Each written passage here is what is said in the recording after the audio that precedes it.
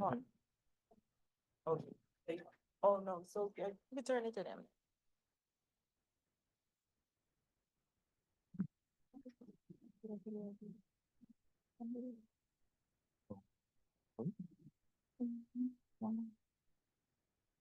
Yeah.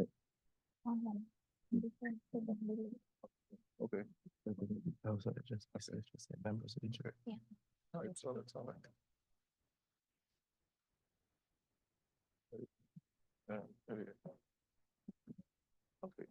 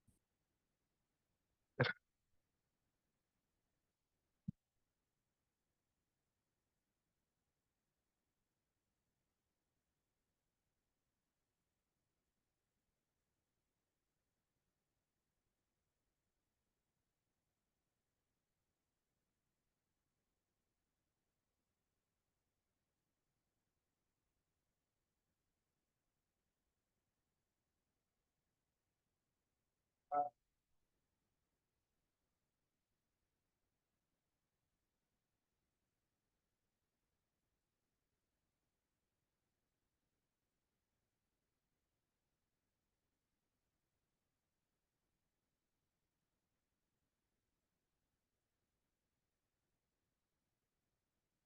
have a seat.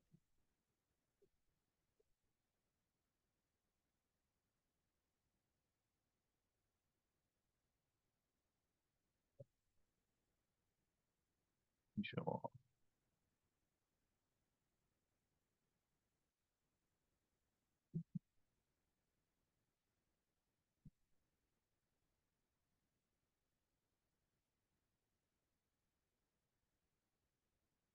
Is the prosecution ready to begin? Yes.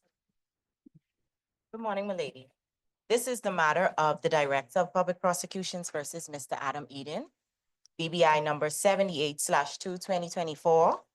Mr. Eden is charged with one count of indecent assault contrary to section 17(1)(a) of the Sexual Offences Act, chapter 99. The appearances for the prosecution, myself, Patricia Gardner, along with Mr. Aaron Wilson, and we are instructed by Ms. Mona Boyer and Ms. Tamika McPhee. The defendant, Mr. Adam Eden, is represented by my learned friends, Ms. Celine Dockeran. Lady, I don't know if you would like me to spell the last name for you. No, we have it. Thank you. Okay. Ms. Celine Dockeran, Mr. Michael Patrick, and they are instructed by Ms. Haley Narrington and Mr. Shamar Parkinson.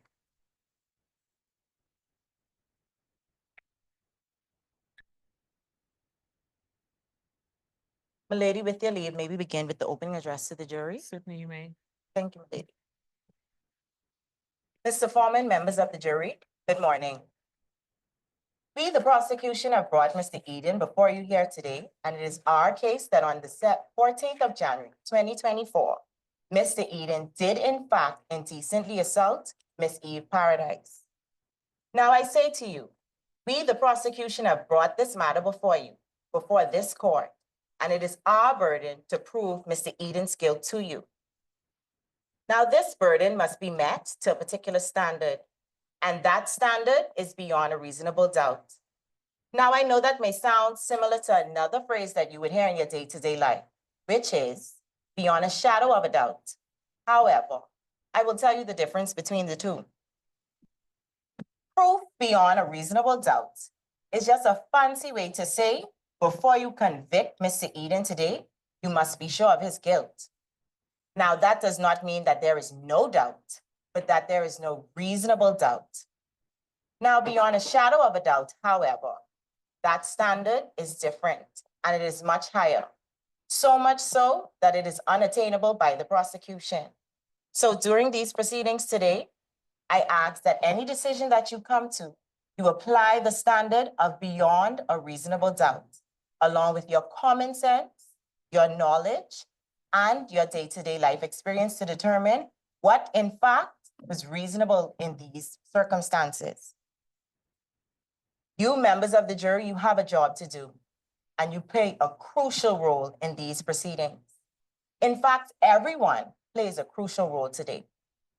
Her ladyship, her role is the sole judge of the law, and any questions you have in regard to the law, you must direct them to her ladyship. Any directions you take in regards to the law must come from her ladyship and her ladyship alone, not the prosecution and not the defense. Although at some point, I will ask the ladyship's permission to address you on the law, which we are here for today. Jury, to our judges. Yes, the judges.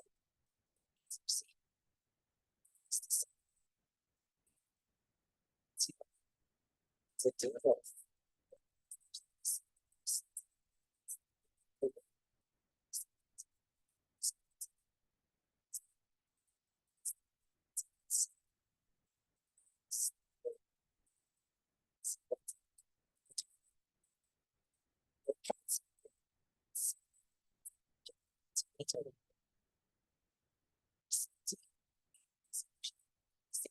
Today is our verdict.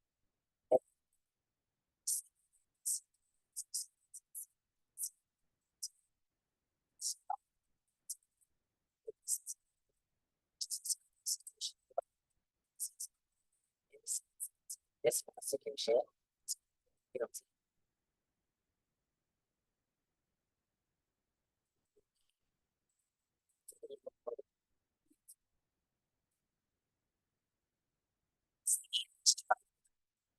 Decent assault. This is relation to sections.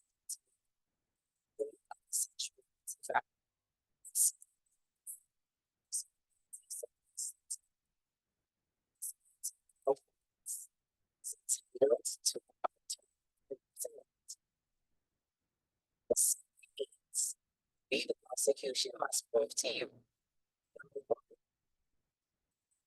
which was an assault. Two, assault is indecent in its nature. Three, decent assault based upon the actions of the defendant. Indecent assault is against sexual complaints. In this case, the state execution will seek to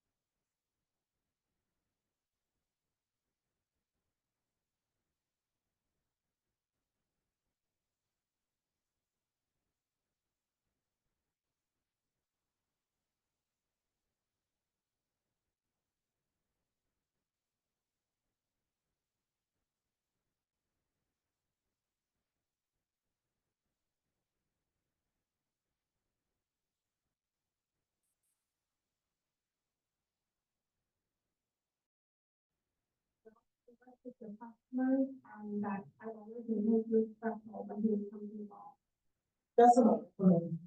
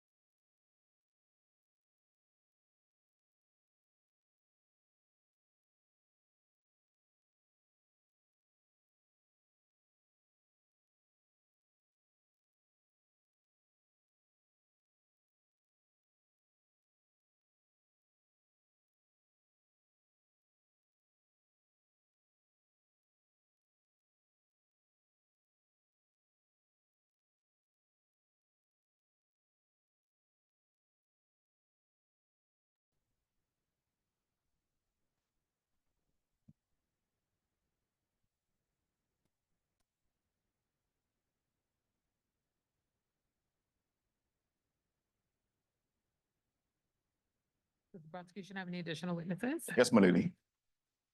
You can call My your. lady, with your leave, prosecution now calls the second witness, Corporal 1234, Floyd Brown.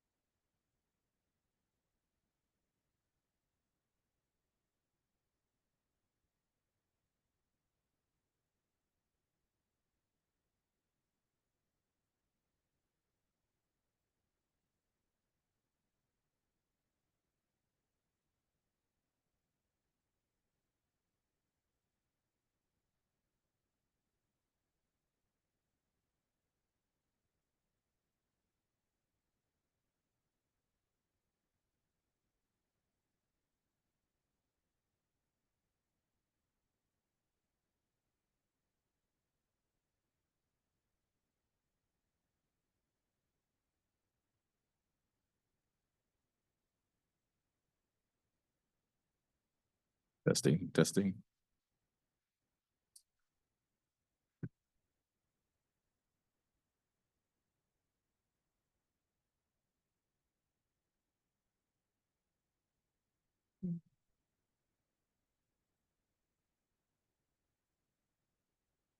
Lady, Second. with your leave, may I proceed to examine the witness. You may do so. Oblige, my lady. Good day, sir. Good day. Can you state your name, rank, and current place of attachment for the record? My name is Floyd Brown. I'm a member of the Royal Bahamas Police Force, assigned with registration number 1234. I'm presently stationed at the Nassau Street Police Station. Corporal Brown, how long have you been a police officer, sir? I've been a member of the Royal Bahamas Police Force for approximately 8 years. Can you explain to the court your duties at the Nassau Street Police Station? At the Nassau Street Police Station, I'm one of the 3 officers assigned to the inquiries unit, and we're delegated the responsibility of investigating criminal reports that are made to the station and to prepare case files. Officer Brown, were you so attached to the Nassau Street Police Station on Sunday, the 14th of January, 2024? Yes, I was. My lady, with your leave, I respectfully ask that the witness please slow down and raise his voice. We cannot hear him properly, ma'am. Certainly. Much Mr. Brown, obliged, my can you lady. please speak a little slower? And Fine. just raise your voice for me, please. Yes, I will. I'll repeat the question to you, Officer Brown. Were you so attached to the Nassau Street Police Station on Sunday, the 14th of January, 2024? Yes, I was. What, if anything, can you tell us what happened on that date in relation to this matter? On that date, I arrived at the Nassau Street Police Station approximately 3:30. However, my tour of duty commenced from 4 p.m. and ends at midnight. Approximately 5:10 p.m., whilst on duty with number 6667 female constable Green, a lady who identified herself as Eve Paradise came to the police station and made a report of an incident that took place at her apartment at number 10 Gethsemane Street, Nassau, Bahamas. What, if anything, did you do after receiving that report from the lady who identified herself as Paradise, sir? After receiving the report, I commenced my investigation by recording a statement from Ms. Paradise. During the recording of the statement, I realized she was very emotional, a lot of tears in her eyes. I had to pause a few times for her to gain her composure. However, I was successful in completing the statement. What, if anything, did you do after recording that statement from Ms. Paradise? After recording the statement from Ms. Paradise, Officer Green took Ms. Paradise to the Princess Margaret Hospital in a marked police vehicle, and I accompanied them in another police vehicle. She went to the hospital to be examined by Dr. Mavis Walsh. While at the hospital, what, if anything, transpired, sir? She was examined by Dr. Mavis Walsh, and after the examination, Constable Green took her home, and I also followed them in a marked police vehicle. After the examination at the Princess Margaret Hospital, what if anything transpired, sir?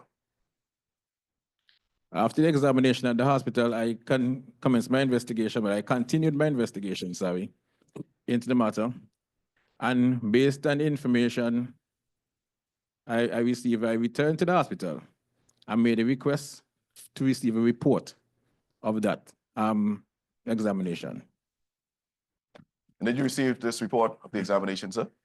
Yes, on the 15th, which is the day after, I received the report from Dr. Green, sorry, Dr. Walsh.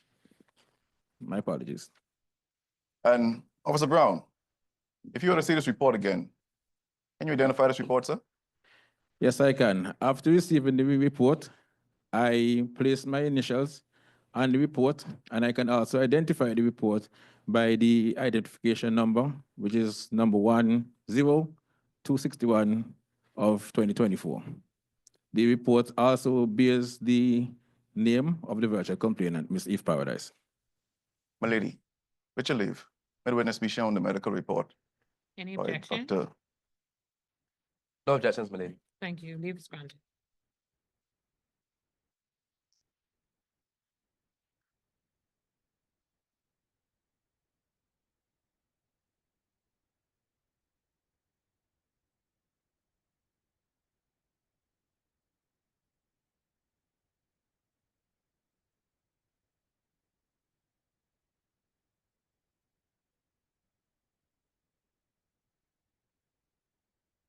Officer Brown, take a look at the document for me, please. Thank you.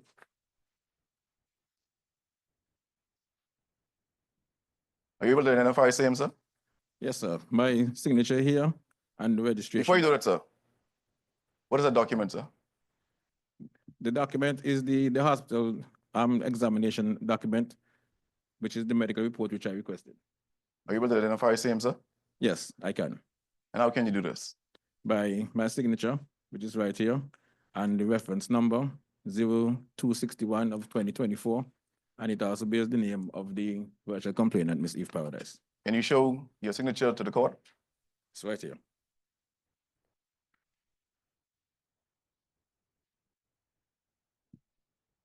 My lady, with your leave, may the medical report of Dr. Mavis Walsh be marked and exhibited. Any objection?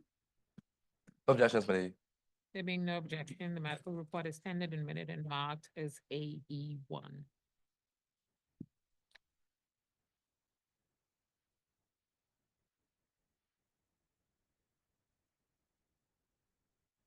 Corporal Brown, So after receiving the report, what, if anything, did you do next?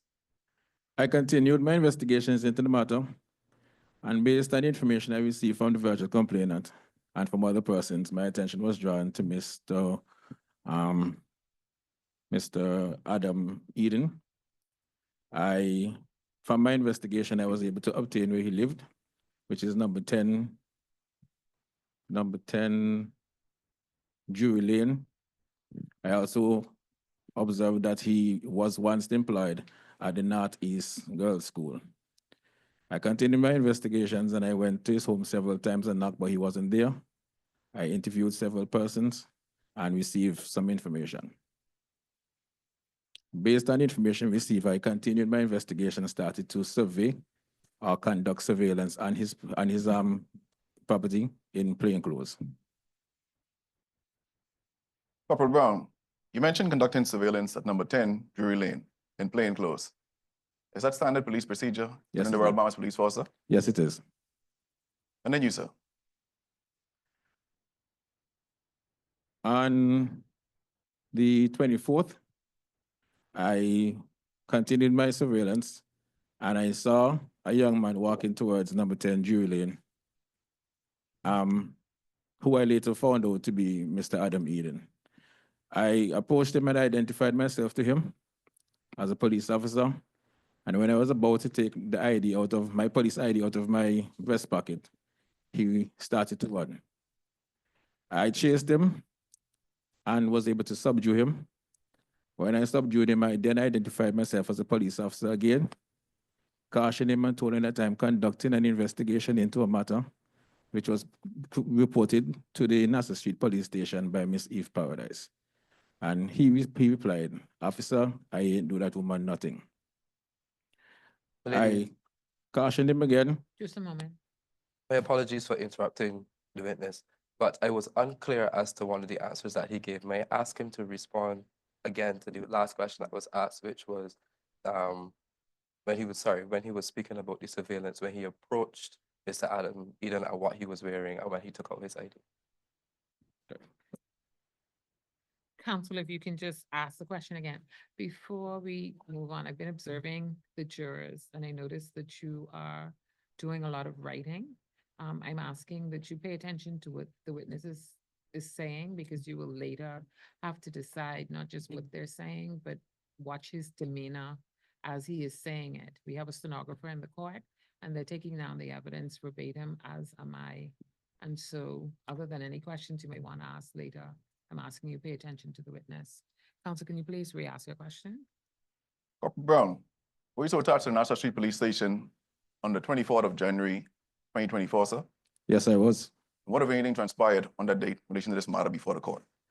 On that day, I was still conducting surveillance on the premises belonging to the defendant. I saw a young man who walked towards the house, who I later found out to be Mr. Adam Eden. I identified myself as a police officer. And when I was about to take my ID out of my pocket and approach him, he started to run. I gave chase. I was able to subdue him. I identified myself as a police officer again and told him that I was making inquiries into a report made to the Nassau Street Police Station by Miss Paradise. He responded or replied, "Officer, I ain't do that woman anything." I then informed him that I'm going to arrest him on suspicion for the report that was being made. And he responded to me again, "Officer, I ain't do that woman nothing." I detained him and took him to the Nassau Street Police Station and placed him in an area where we normally put persons who are detained for questioning. Officer Brown, gentleman you referred to as Adam Eden, did you see him in his courtroom today, sir?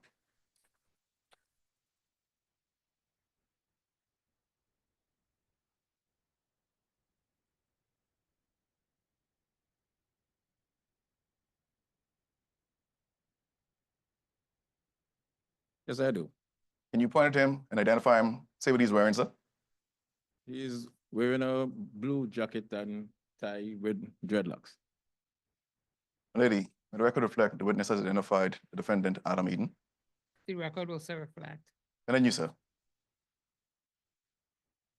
I then called Miss Paradise to the Nassau Street Police Station.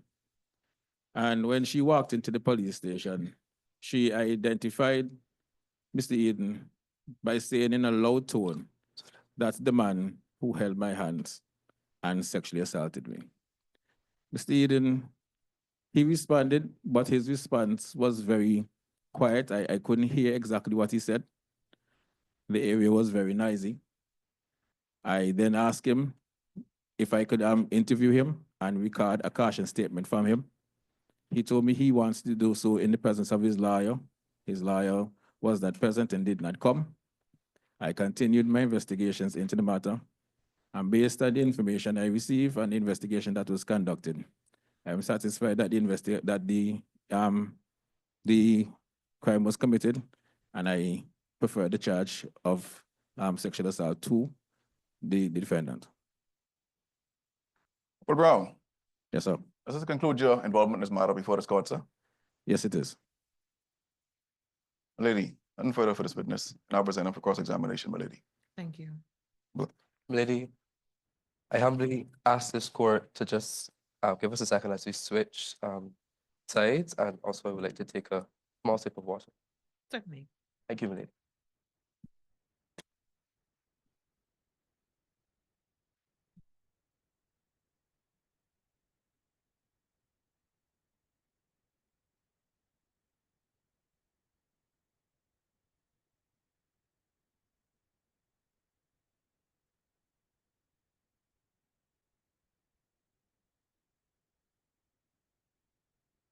If it pleases this honorable court, the defense has a couple questions for Corporal Brown. Certainly, you may proceed. Much obliged, lady. Corporal Brown, Yes, sir. you're a corporal in the Royal Bahamas Police Force, I am. and you believe yourself to be a prudent officer, correct? Yes, I do. And you are aware that as an officer in the Royal Bahamas Police Force, one of your duties is to perform fair and thorough investigations. Yes, I am. And you have done that in this matter. Yes, I did. And you prepared a statement to that effect, Yes, I did. a statement which you signed. Yes, I did. And in that statement contains everything in detail in relation to your duties and how they were discharged during this investigation. Yes. I'm going to take you to the day of the 14th of January, 2024. Ms. Paradise made a report to Constable Green in your presence, correct? Yes, she did. And after she made that report, she was escorted to the hospital by Constable Green. Yes, she did. And you followed behind Yes, sir. in a separate car. Yes. And she was examined by Dr. Walsh, as you said just now. Yes, sir. And she was escorted home again by Constable Green. Yes, sir. And you followed behind again to her home. Yes, sir. You would agree with me that a police vehicle is a very important asset in the Royal Bahamas Police Force. I agree. And you would also agree with me that it was proper protocol for Constable Green to take a female victim of an indecent assault to the hospital. I agree. But it was not necessary for you to go, especially in essential asset of the Royal Bahamas Police Force. I disagree. I put it to you that there was no need for you to follow in another police vehicle, Corporal Brown. I disagree. Corporal Brown, you had an interest in Miss Paradise and this case from the moment she made a report. I disagree. And that is why you unnecessarily used an essential asset of the Royal Bahamas Police Force to follow her to the hospital and back to her home. I disagree. Okay, Corporal Brown. Corporal Brown, I'm going to take you to the period of 10 days that you performed surveillance after receiving a medical report. You said in this court just now that you inquired into many people in relation to Mr. Adam Eden, correct? Correct. So, and you have detailed the results of these inquiries in your report. Correct. So, I must go into this report and see a statement from any of the members of the Church of the Transformation of Wretched Remnants. I will see that statement there. No, you won't. Okay. Then I will see when you recorded that you checked the CCTV footage of the Church of the Transformation of the Wretched Remnant. No, you wouldn't. Okay. But I must surely see CCTV footage of the apartment at number 10 Gethsemane Street. Could you repeat that question, please? I am sure, Corporal Brown, that when I check your statements, I will see a report of your investigation into the CCTV footage that you took at the apartment at number 10 Gethsemane Street. Objection, my lord. My lord, the witness never led that evidence. My lady, the witness never led that evidence, my lady. My lady, I am simply just inquiring into the thoroughness of his investigation. Your questions are allowed. Much obliged, my lady. No, you wouldn't. So, is it that the servers at the Nassau Street Police Station crashed on the day or during that 10-day period? If it is the server, The servers that record and store CCTV footage, did they crash at the Nassau Street Police Station or wherever they're stored? no. So, and you would agree with me that as a corporal, CCTV footage during your many years of experience is one of the major pieces of evidence used in investigating offenses? I agree. However, And so you have procedures and systems in place as a police officer to check such footage in instances such as these. I disagree. So the Nassau Street the Nassau Police, the Royal Bahama Police Force is inept. That's what you're saying. No, that's not what I'm saying. I will move on, Corporal Brown. You did not get CCTV footage, but you did definitely take statements from the tenants in apartments 9 and apartment 8 of the apartment complex at Gethsemane Street. No, I didn't. Right, but you are aware that an apartment complex with 10 units probably has more tenants in the building. I agree. And nowhere during your very extensive 10-day surveillance did you think to look at them or ask them a question, did you? No, I didn't. It's clear. Corporal Brown, during your investigation, you must have come across the name Delilah Sampson.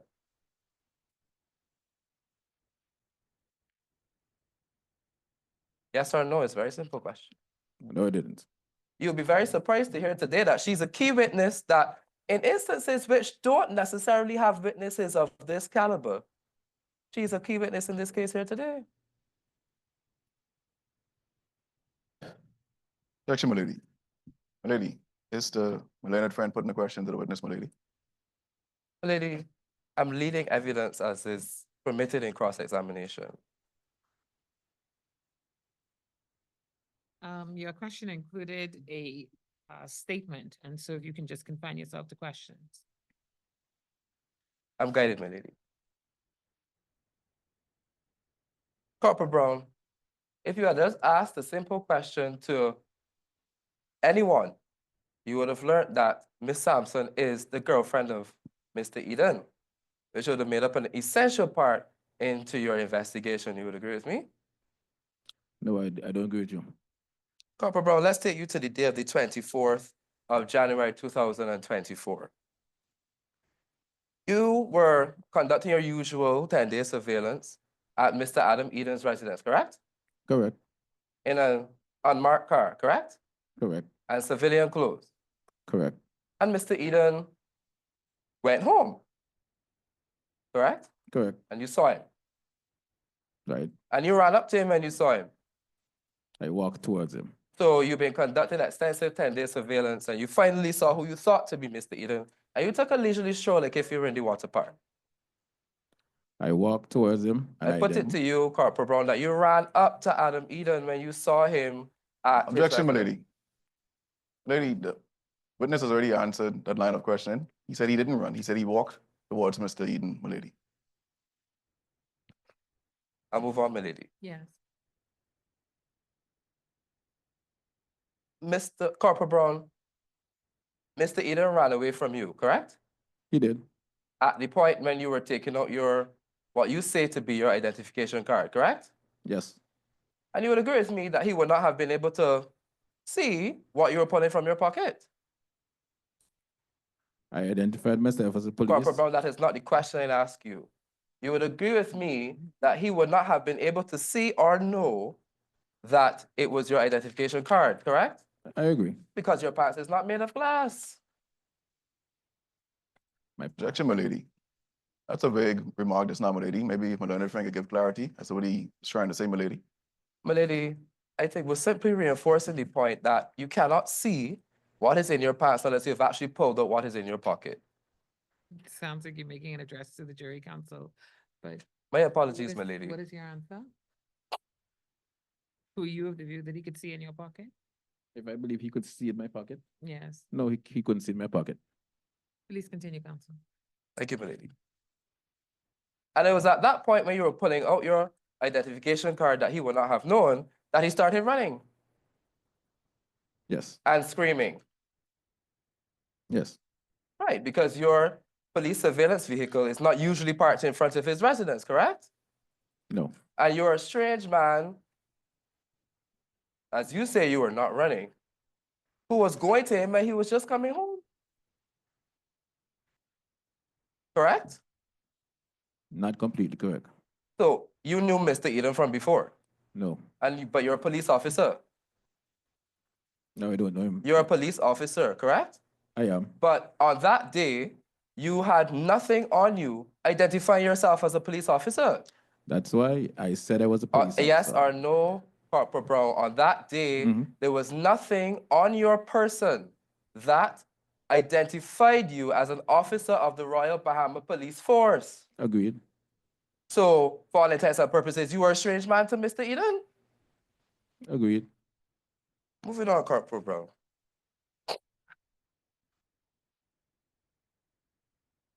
You eventually caught up to Mr. Eden when he was running Yes. because you were walking slowly behind him. I gave. Objection, my lady. My lady, once again, the witness said he gave chase behind Mr. Eden. He didn't say he was walking, my lady. So maybe if my learned friend could be correct in this question and put to the witness, my lady. Objection abound. I'm glad, my lady. You gave chase, Corporal Brown, and you eventually caught up to Mr. Eden. Agreed. And you subdued Mr. Eden. Yes, I did. And at this point, you told him that you were Police Officer Brown For the second time. and that you wanted Adam to accompany him to the police station in relation to a report made against him Yes, sir. by Miss Eve Paradise. Yes, sir. And he said to you, Officer, I ain't do that woman nothing.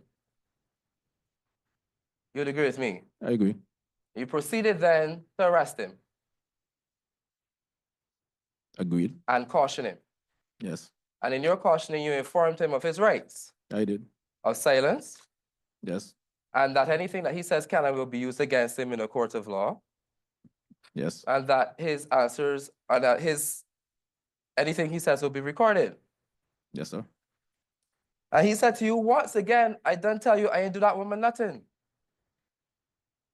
Correct? Correct. You'd agree with me that on both of those occasions, those statements were denials, correct? I agree.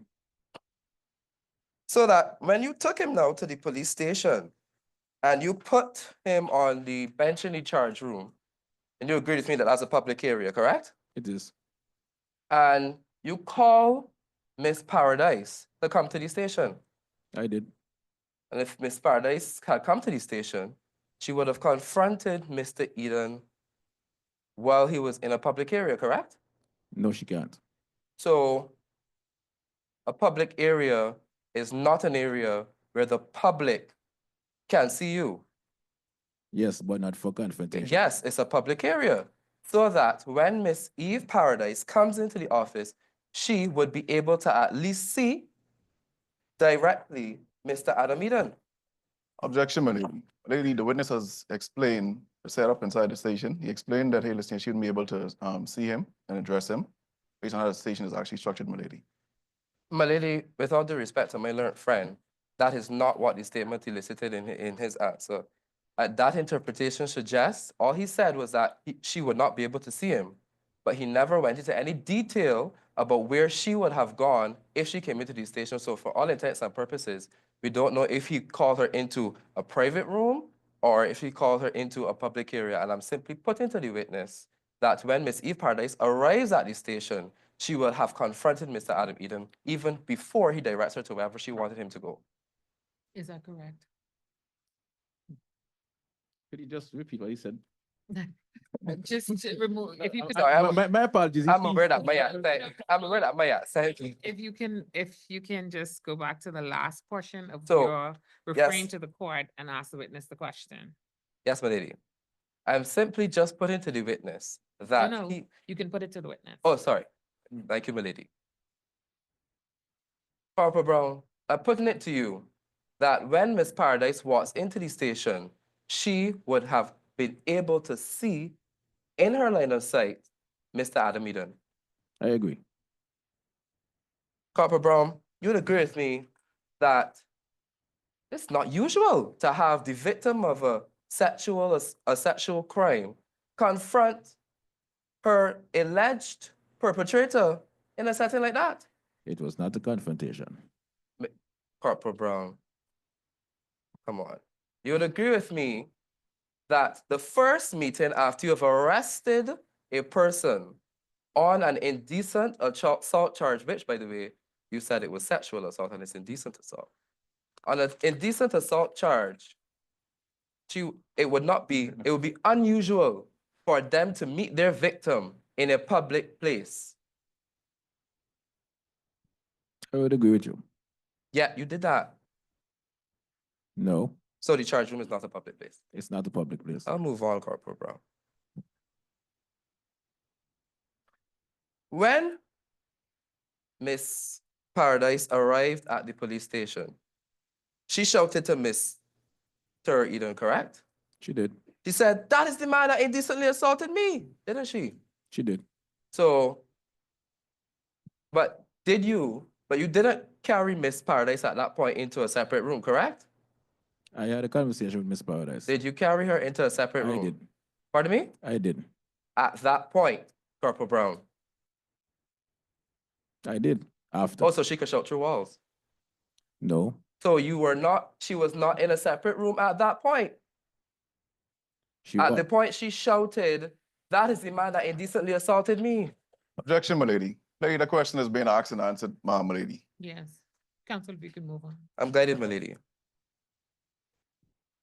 You heard when she shouted this, correct? I did. And Adam made a response to her shouting this, correct? He made a response. He gave a response. He gave response, but I couldn't hear the response properly. Yes, you couldn't hear the response. So you ask him to repeat. So I asked him to No, it's fine, Corporal Brown. Objection, my lady. My lady, that question isn't a yes or no question. The witness wanted to elaborate, my lady. Maybe if you can be given a My moment lady. to elaborate, my lady. My lady, with all due respect, it was a yes or no question. I simply asked, did you record his response? I'm gonna allow the witness to complete his answer. I'm guided, my lady. I did not record his response. It was my intention to record a full caution statement from the accused, and he refused to participate in the caution statement because his attorney wasn't present. So, Corporal Brown, you would agree with me that this is the first time that the accused met with the virtual complainant after you arrested and cautioned him, correct? It's the first time. That the accused had seen or met with the virtual complainant after you arrested and cautioned him, correct? I agree. Do you agree with me that this is one crucial circumstance in this investigation? I agree. And you said earlier that you are a man that discharges your duties in the Royal Bahama Police Force thoroughly. Yes, sir. And you did not think that at this point he makes a statement after he has been accused in your presence to ask him to repeat? Objection, my lady. My lady, once again, that question was recently asked and answered, my lady. The objection is about. I'm guided, my lady. I'll move on. Mr. Corporal Brown, you charged him after he made an inaudible response, correct? Yes, sir. And you had already responded that you did not think to take a response from him to ask him to repeat. I put it to you that you were not interested. Objection, my lady. The witness had another moment to answer that question, my lady. Objection upheld with your answer. Forgive me, but your accent is really catching me. Sorry, let me try to slow down. You said earlier in your evidence that you did not want to take his statement, ask Mr. Eden to repeat when he made a response. Because I wanted to record a caution statement from him. I'll move on. I put it to you that you were not interested in a response from Mr. Eden. I was. I put it to you that although he made 2 prior denials, 1, when you subdued him, 2, when you arrested and cautioned him, that you did not think that it was important to take another statement from Mr. Adam Eden. I did. I put it to you that from the very beginning of this case, you were only interested in Miss Eve Paradise's side of the story. I disagree. I also put it to you that you performed an improper investigation. I disagree. And I put it to you that you performed an improper investigation because you arrested and charged Mr. Adam Eden solely on the information given to you by Miss Eve Paradise. I disagree. My lady, if I can be of no further assistance to this court, I have no further questions for this witness. Thank you. No re-examination. No examination, my lady.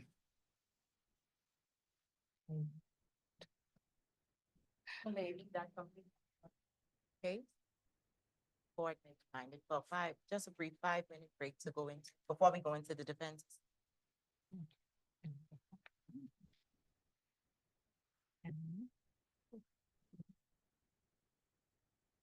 The court will grant you a 10-minute adjournment, and the court will rise during that period. The jury will retire to the jury room, and you admonish not to discuss the evidence with anyone, not to allow anyone to discuss the evidence with you. Much obliged, lady. Go. Sorry.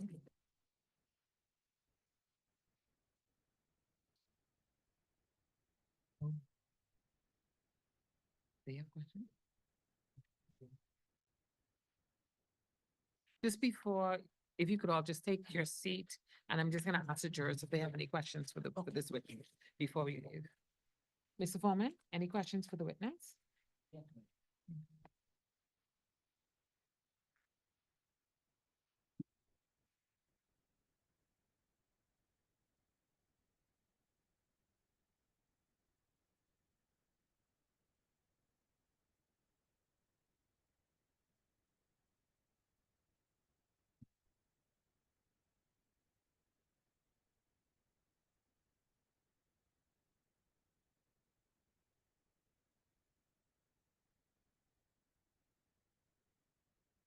Right? Ordinarily, you'd pass it to the clerk and we would see whether or not the court will allow it. But in the interest of time, I will allow you to ask the question. Yes, sir. When you heard the answer, I left moving up. Was that before or after you informed the defendant of the charge? It was after I informed the defendant of the complaint that was made.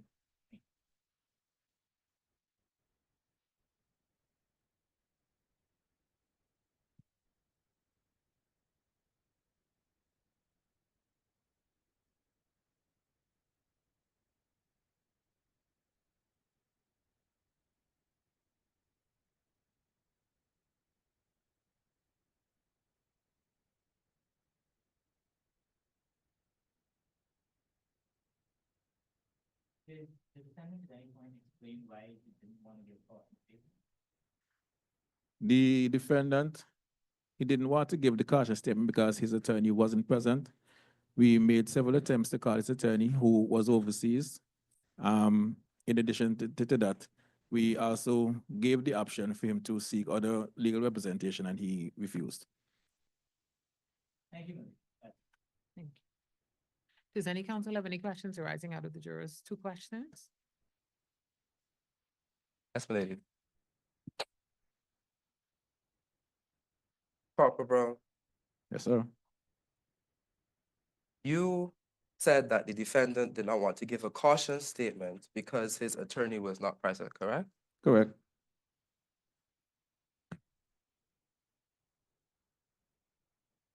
My lady, may I have a moment to confer with my counsel? Certainly.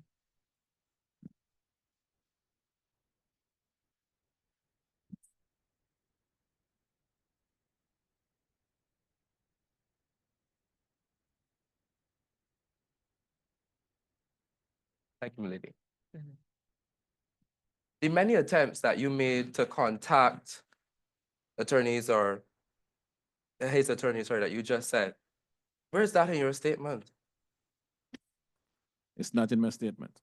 So that was not important information No, because you didn't do it. It's not information. it was done. No further questions for this witness, my lady. Thank you. Anything for the prosecution? No questions, my lady.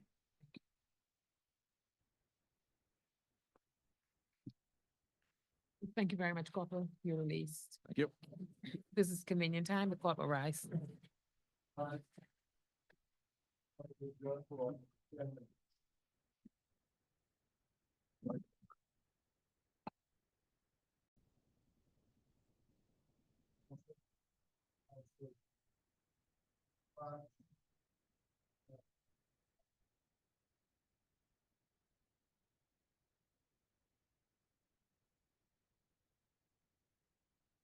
Please have a seat.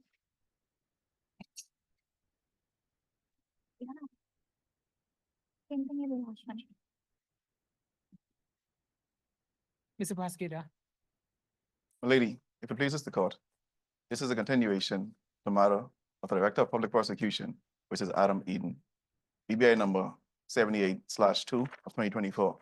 The appearances remain the same, my lady. thank you. My lady, prosecution has closed its case.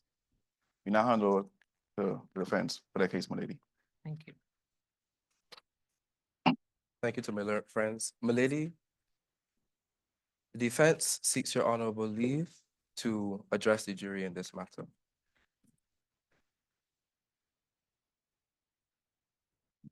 Permission granted. Thank you, Milady. Members of the jury, honorable judge, good evening. Saint versus sinner. That is what this case is about here today. But before I can dive into the case, let me first reiterate that the defense has absolutely nothing to prove in this matter. What does that mean? That means that the accused, Mr. Adam Eden, enjoys in law what we call the presumption of innocence, so that it is only if the members of the jury, believe beyond a reasonable doubt that he committed the offense of indecent assault, contrary to Section 17 of the Sexual Offences Act of the Bahamas, that he will be found guilty. Let me also reiterate that the accused enjoys an undisputed right of silence. He can sit there and say nothing, as my learned friends have said to you before. But today he has chosen to waive this right to assist you in what is the truth in this matter. And the truth, members of the jury, is simple. Adam Eden is innocent. Milady, with your leave, the defense would like to go into brief facts of the case. Permission granted. Thank you, Milady. Make no mistake, ladies and gentlemen, Adam Eden was the victim. You see, Miss Eve Paradise is broke and she is desperate. She's an opportunistic hustler who preyed on Mr. Eden's naivety for a payday. Why? Because her business is struggling and she cannot meet her immediate personal expenses. But ladies and gentlemen, naivety is not an offense. You see, Mr. Eden used to visit the Checkers strip club where Miss Paradise was a bartender and dancer. And she used to dance for him. And he would tip her. In fact, he was a heavy tipper. And it was only by an off-chance encounter a couple of months afterwards that Mr. Eden met up with Miss Paradise again at her boutique with his girlfriend, Delilah, to buy hair. And this was the beginning, phase one. Miss Paradise saw the opportunity when she recognized Mr. Eden from her days at the Checkers strip club, where he used to tip heavily, and her plan began. She started to talk about God and church and how God had changed her life, and then invited Mr. Eden and Miss Sampson, Delilah, to church with her the following Sunday. She had to paint it as though she was interested in Miss Delilah Sampson. But unfortunately, Delilah Sampson couldn't make it to church that Sunday. Lucky, right? She did not have to now think about how she was going to get Miss Sampson alone. How she was going to get Mr. Eden alone. My apologies. But Mr. Eden did not know about this plan and how this event fell squarely into it. It was perfect because when the service is over and Mr. Eden went up to Miss Paradise, as any respectful, nice person would to the person who invited them to the service, she said to him, "I cannot talk to you now. I've always been a hustler. I have business to attend to." What was the business, you might ask? It was Adam Eden. Mr. Eden offered to walk her home. He was going in the same direction and he is a gentleman. And then when they reached her apartment, Mr. Eden had to use the bathroom. We can't control when we have to use the bathroom, ladies and gentlemen. So what did he do? He just generously asked if he could use the bathroom. Again, Miss Paradise got lucky because Mr. Eden was walking straight into her apartment. She did not have to concoct a story to get him in there. It was a studio apartment, and she lived alone. So that when Mr. Eden went to the bathroom and came out, Miss Paradise was nowhere to be found. Ladies and gentlemen, what would you do in that circumstance? You would call out for the person who owns the apartment, who allowed you into the apartment. And that's exactly what Mr. Eden did. And Eve Paradise responded. From where? The bedroom. That was phase 2. Getting Mr. Eden into her bedroom. And as soon as he walked in, unsuspecting of anything fishy, phase 3 began. This was when Miss Paradise grabbed Adam Eden and pushed him onto the bed, started to kiss him and touch him and ask him, do you remember the good old days at the club? What did Mr. Eden do about this? When Miss Paradise was touching him and gyrating on him, she was singing a soca song. Take it easy, I go do the work. And she was doing the work, ladies and gentlemen. And Adam didn't want any part of this, so he gently tried to restrain her, to get her off of him. But that was not working. It was only when she said, do you remember this? Do you remember me? That it clicked. She wanted money. So Mr. Eden, in a last-ditch effort, asked her, if I give you money, would you get off of me? And of course, she said yes. And she immediately relaxed her grip and allowed Mr. Eden to go. But he had no interest in giving her any money. So when he tried to bolt to the door, as soon as she got off of him, she asked him, where's the money? You can't play and don't pay? Mr. Eden said, I'm not going to give you any money. He outright refused. So what did she have to do? Phase 4. She had to switch her plan. She resorted to blackmail and told Mr. Eden, out of spite and desperation, I will make a report against you for assault if you don't give me the money. And Mr. Eden simply responded by sucking his teeth and said, a leopard truly never changes its spots. Ladies and gentlemen, what did you think she did with this threat? Look where we are. Miss Paradise used the justice system as a sword and not as a shield of which it is meant to be used. You have heard the case from my learned friends, the prosecution already, and you have heard evidence from Miss Paradise herself and the Crown. Now, you may have come to some conclusions after hearing this evidence. You may have come to some conclusions after hearing this evidence. But we will now call evidence on our own from Mr. Eden himself, who again chose to waive his right to silence to assist you, the members of the jury, today. He will tell you everything in detail that happened on the 14th of January, 2024. You will also hear from his girlfriend, Delilah Sampson, who saw the entire ordeal from the bedroom window of Miss Paradise. I invite you, ladies and gentlemen, when you have retired after the defense's case is closed and you have heard a summing up from the honorable judge, to consider the evidence presented to you today, both from the prosecution and the defense, on their own merits. And remember that it is only if you have no reasonable doubt that you will return a verdict of not guilty against Mr. Adam Eden. So I ask you, ladies and gentlemen, 3 simple questions. 1, does a leopard really change its spot? 2, was Adam Eden the aggressor or the victim? And finally, 3, is Eve Paradise a saint or a sinner? If it can be of no further assistance to the court at this time, my lady, the defense would like to call its first witness, Mr. Adam Eden, to the witness box. Permission granted. I'm obliged, my lady.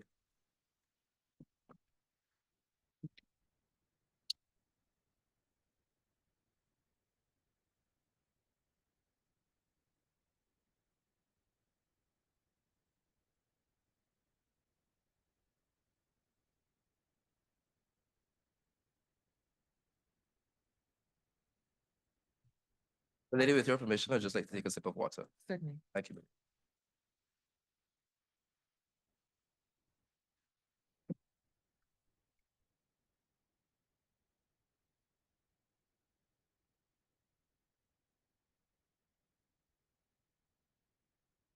Mr. Eden, I'm just going to ask you a couple of questions. I want you to keep your voice up and to speak clearly for the benefit of judge, the members of the jury, and the stenographer who may be taking your answers. Mr. Eden, could you please state your full name for the court? Good day. My name is Adam Eden, Mr. Eden, where do you live? number 10 Jury Lane, Nassau, the Bahamas. And Mr. Eden, are you currently employed? No, I'm not. How do you sustain yourself then? I'm a straw vendor. Mr. Eden, are you currently in a relationship? Yes, I am. Who are you in a relationship with?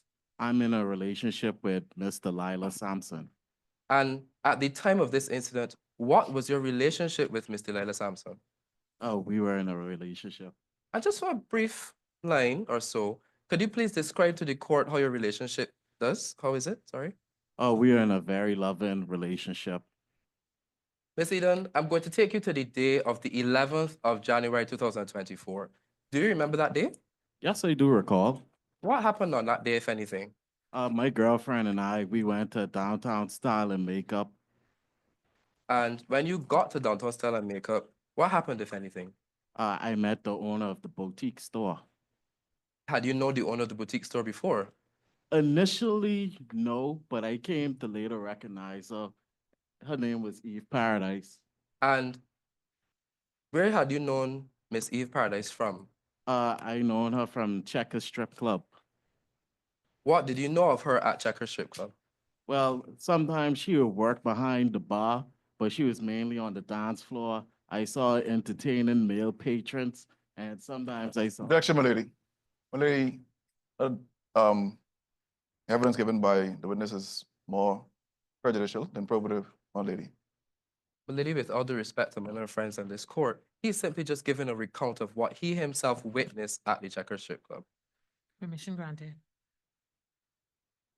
Much obliged, my lady. You may continue. Yeah, sometimes I saw her going in the back room with some male patrons. Mr. Eden, what, if any, were your interactions with Miss Paradise at the Checker Strip Club? Sometimes at the times I went there, she'd give me a lap dance. She allowed me to feel her up, and then I gave her money in exchange. Miss Eden, back to the boutique.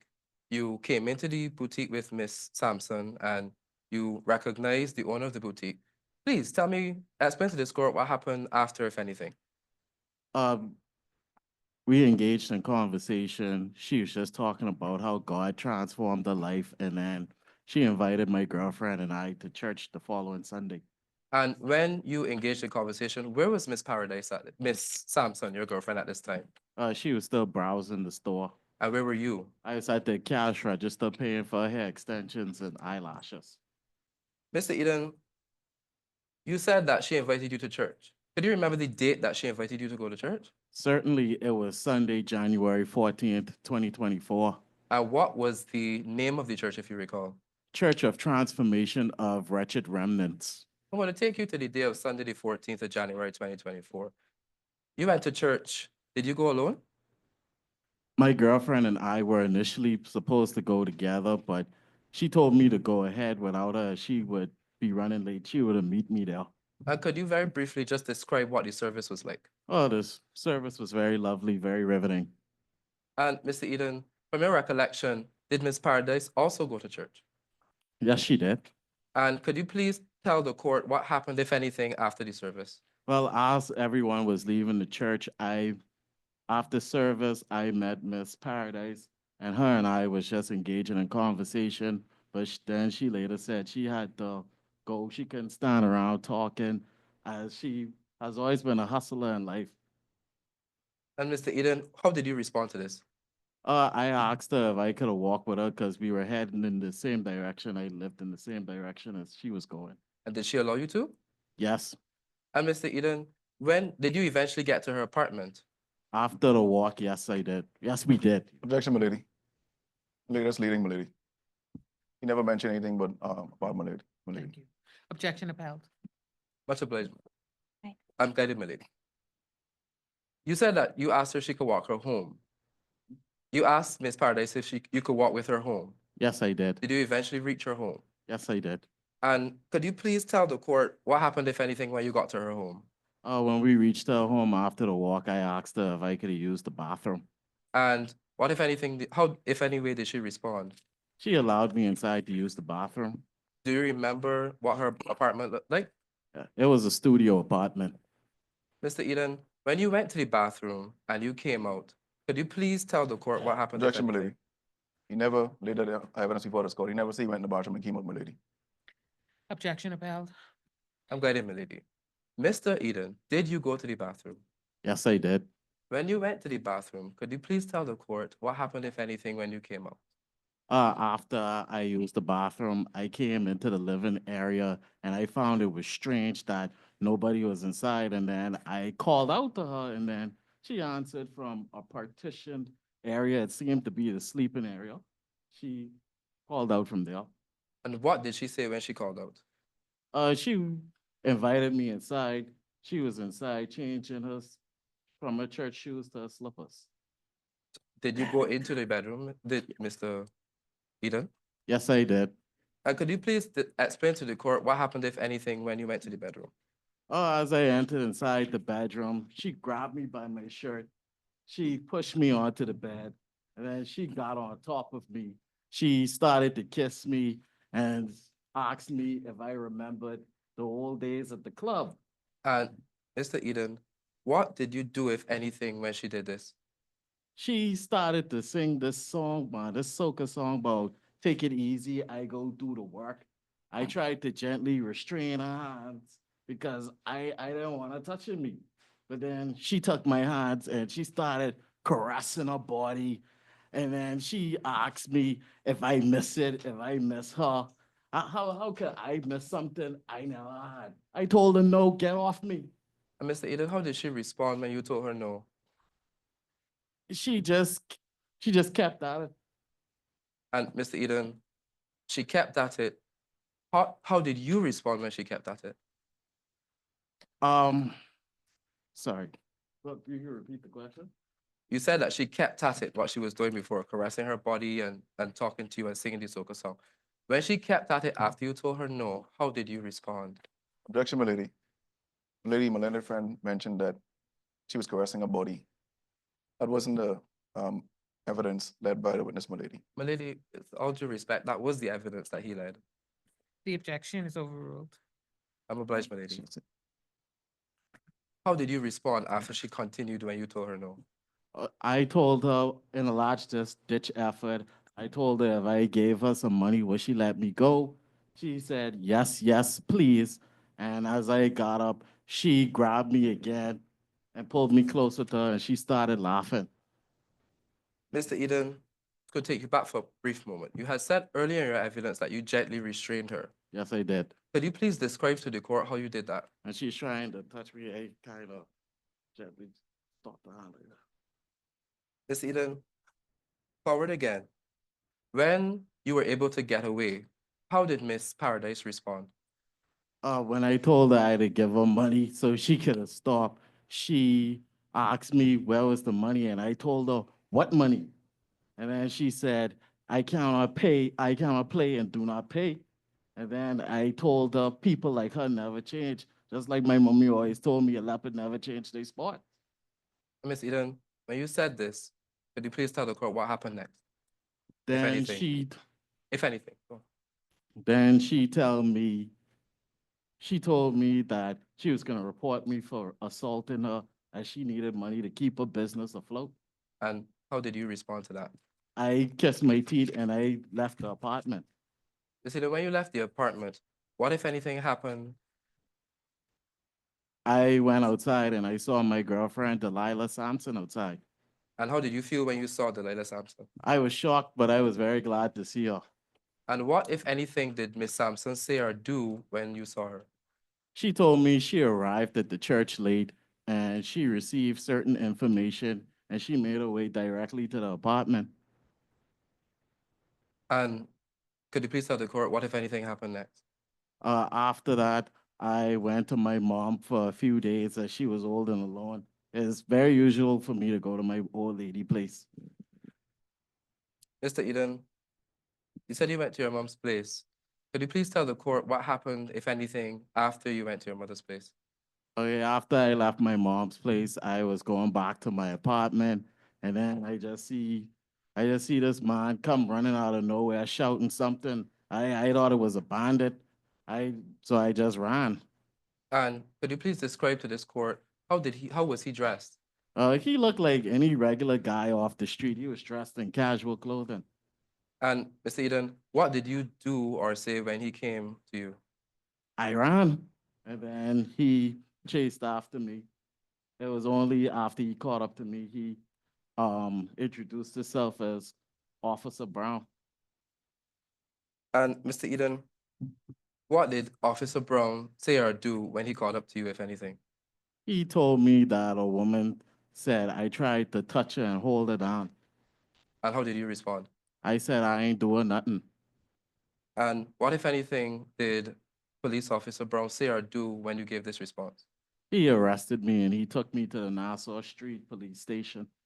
Mr. Eden, when you got to the Nassau Street Police Station, could you please tell the court what happened, if anything? He sat me on the bench in one of the charge rooms. And what happened, if anything, after that? Then a lady came in. It was Eve, and then she started to say that I touched her, and then I said, "Miss, I ain't do you nothing." And what, if anything, happened after that? Then Officer Brown charged me, and that's why before this court today. Mr. Eden, what did Officer Brown charge you for? He charged me for indecent assault. I have one more question for you. Did you indecently assault Miss Eve Paradise on the day of the 14th of January, 2024? No, I did not. If I can be of no further assistance to this honorable court, my lady, I have no further questions for this witness. Thank Mr. you. Eden, please stay where you are. You, as my learned friends from the prosecution, may have a couple questions for you.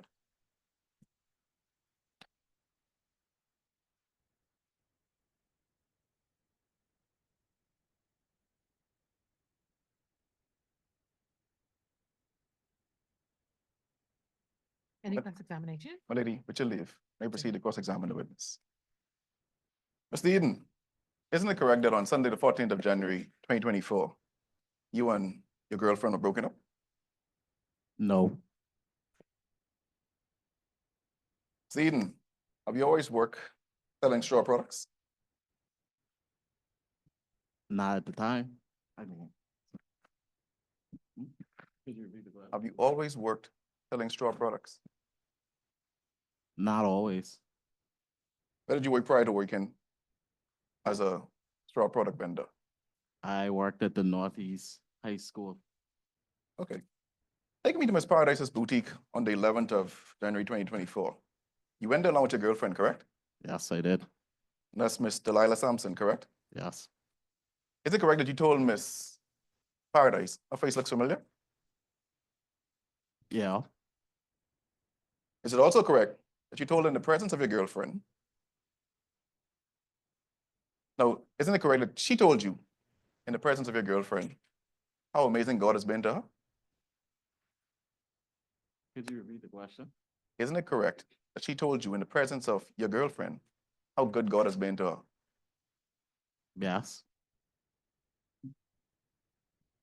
Is it correct that she invited both you and your girlfriend to a church? Yes, she did. It's also correct that you told her you wanted to attend a church. She invited me, so I went. Listen carefully to the question I'm asking you, Mr. Eden. Is it correct that you told her you wanted to attend a church? Out of politeness, she invited me and I went. My lady, the witness has been evasive, my lady. May he be directed to answer the Counsel's question. asking you if you told her that you wish to attend her church. What's your answer to that? No, I didn't.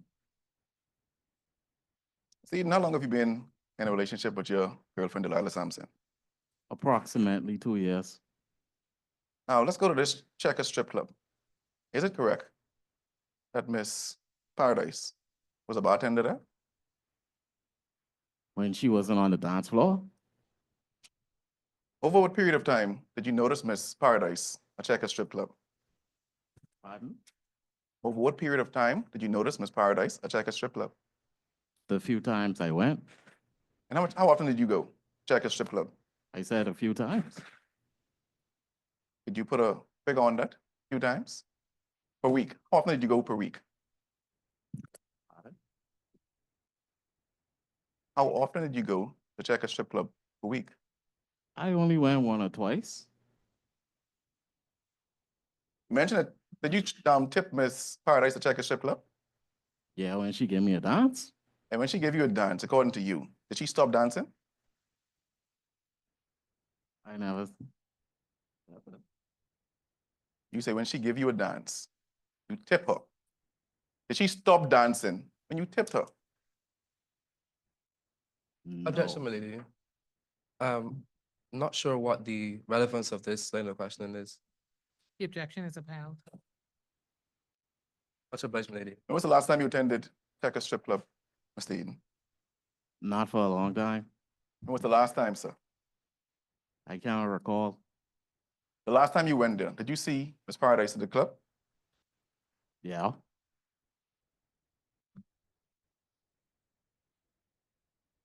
Mr. Eden, I put it to you that for the brief 3-month period Miss Paradise worked at Checker Strip Club, you had lustful desires for Miss Paradise. I do not accept your assertions. I put it to you, you always wanted to be with Miss Paradise. You could put that to me all you want. I ain't gonna accept it. Were you and Miss Sampson in a relationship when you used to attend the club, sir? The strip club. Not at that time. And how long you say I was in a relationship? Going on to 2 years. Okay. Did your girlfriend, Miss Sampson, ever attend the church on Sunday? Objection, my lady. Sorry to take up the court's time. But again, I do not think, my lady, that this line of question is relevant to the case at hand. Your objection came late and it appears he's gone to a new area. My So lady, you're asking for something ma- to be stricken from the record? my lady, respectfully, the question that he just asked was still in line with the line of questioning when he was asking Mr. Eden about his girlfriend at the time that he used to frequent the Checker Strip Club. So to answer your question, yes, to strike any response that he made with respect to frequenting the strip club while he was in a relationship with Miss Sampson, and then also to stop this line of questioning further on. Unless I misunderstood, the last question was in relation to the church? Yes, ma'am. No. Part of, so you're talking, No, I'm saying to you that his Yes. last question appeared to be in relation to the church. He appeared to have moved away from the strip club. oh, And you didn't object when he was asking the last question before he last moved to question. the church. with all due respect, I may have objected before I heard the ending of the last question. Ah, very well. Yes, but Can you I, ask the question again, please? thank you, my lady. Did your girlfriend, Delilah Sampson, attend church with you on Sunday, the 14th of January, 2024, sir? She was supposed to come, but she was running late. So I just went ahead. Did she attend church with you, sir? Did she attend church with you? She told me she was gonna meet me there. My lady? The council is asking you a direct question, which is whether she attended with you or not. What is your answer, yes or no? No, she did not. And how did you get to church, Mr. Eden? How did you get to church on Sunday, the 14th of January, 2024? I walked. And how far do you live from the church? I live in the next village, 3 miles over. Approximately what time did you arrive at the church, sir? The service was for 10 a.m. What time did you arrive at the church, Mr. Eden? Approximately 10 a.m. Did you say until the service ended? Yes, I did. What time was that? The service ended at 3 p.m. Is it correct that after the service you approached Miss Paradise? We met up after the service, yeah. Is it correct that after the service you told Miss Paradise your name? Yeah.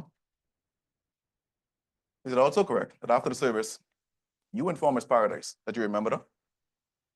Yeah.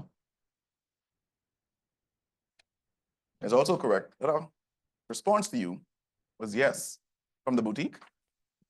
Yeah, Did you tell her right there and then where you remembered her from? pardon?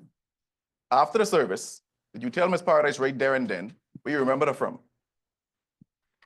She said she remembered from the boutique.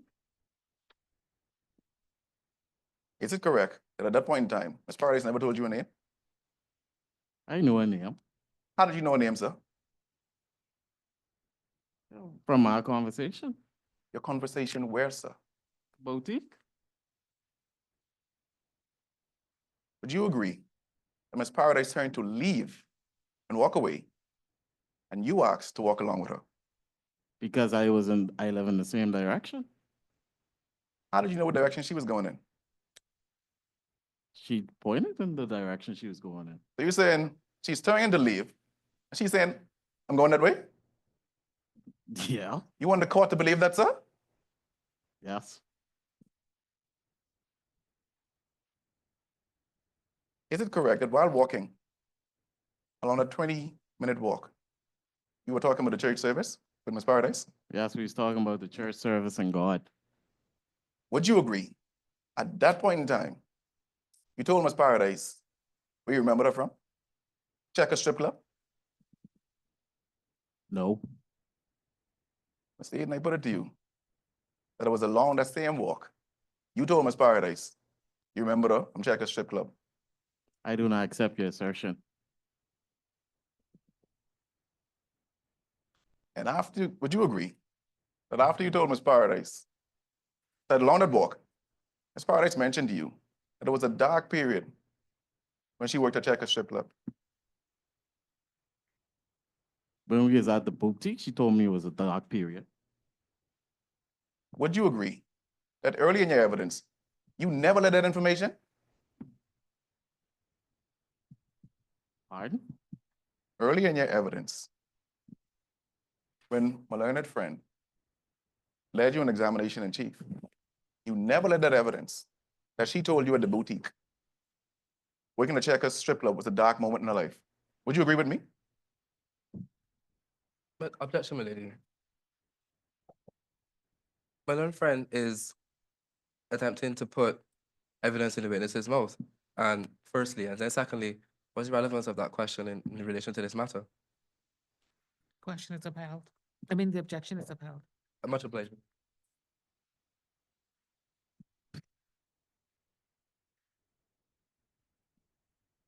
Mr. Eden, you would agree with me that you got into Miss Paradise's residence because you asked her. Mr. Eden, in terms of your responses to counsel, you would have given a nonverbal response. And you've also, you said, mm-hmm. And also you're referring to him and you're responding with, yeah. Can you just say yes or no and give a verbal response? Thank you. Please continue.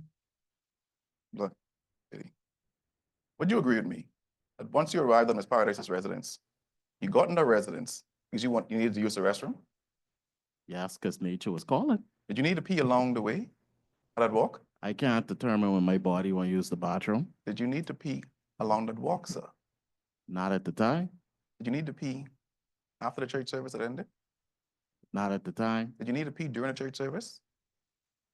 My body just responds as a response. It was just so convenient that you needed to pee when you arrived at a residence. Because nature called at that time. Is it correct that while on the inside of Miss Paradise's residence, she pointed you to the restroom? Yes, she did. And you would agree that she went into her bedroom to change her shoes to her slippers? Yes. When she called your name, according to you, what did she say? She just told me to come where she was. She invited me to the bedroom. How did she invite you, sir? When I called out, I thought it was strange that the apartment was empty. And and I called out, she responded. I heard she was it came from the bedroom. I went, she invited me in. And you noticed to be the bedroom? Yeah, it seemed so to me. It was a bed there, And why did you go in, sir? because she invited me. Okay. And it's your story that once she invited you, and just for clarity, Mhm. She grabbed you by your shirt, correct? Yes. She pushed you on the bed? Yes, Correct. she did. So as soon as you came in, she grabbed you by your shirt. Where was the bed? Behind you? Yeah. You can't turn me. So she pushed you on the outside of the bedroom then? No, she did not push me on, she did not push me on the outside of the bedroom. She grabbed my shirt, she turned me, and then she pushed me onto the bed. Oh, so now she turned you. Then she pushed you. Yes. Okay. You would agree that wasn't led in your early evidence. I did say she pushed me on the bed, so You didn't say she turned you though. she pushed me on the bed. Moving on. So she grabbed you by your shirt, turned you, pushed you on the bed, correct? Yes. Jump on top of you. She Correct. got on top Got of it. me. She Correct. got on top of me. She started to kiss you, correct? Yes. And here's what she did, what I find so amazing. She serenaded you with a song, correct? Yes. Take it easy. I can do the work, correct? Yeah. Daniel Steele, Lee Daniels, Steven Spielberg, Michael Bay couldn't make that line up, Mr. Eden. And I put it to you that you are lying to this honorable court, Mr. Eden. And I do not accept your assertion. There's also your evidence that you gently tried to restrain an individual who's dominating and violating your body. Because she's a female, I was grown not to be violent towards women, counsel. And you restrained her hands, correct? Gently, yes. Yeah, gently, with emphasis on the gently. Gently. Mhm. And then she was able to take one of your hands and caress her body with it, correct? Yes. How much hands do you have, Mr. Eden? I have two, counsel. Okay. So if you're restraining both of her hands gently, how can she now take your hand and caress her body with it? Tell Mr. Eden. Just her body with it. What up, Mr. Eden?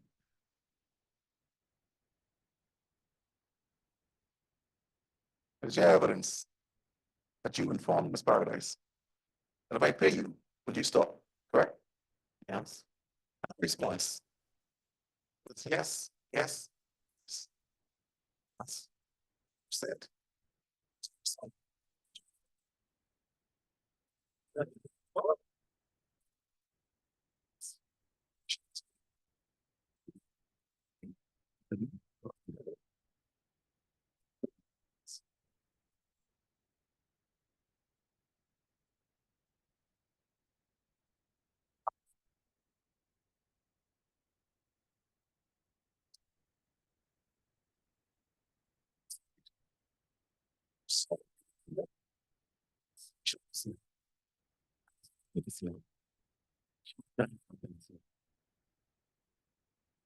You said, so I told you, watching the police.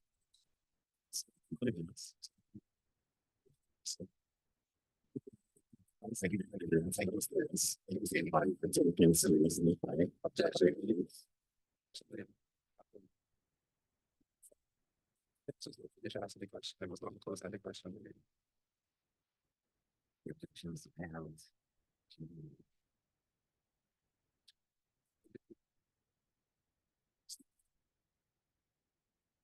so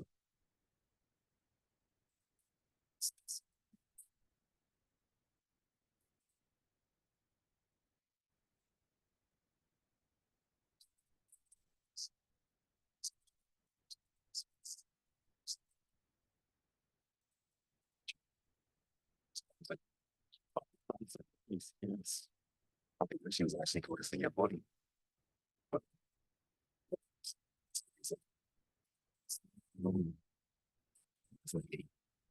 so I can accept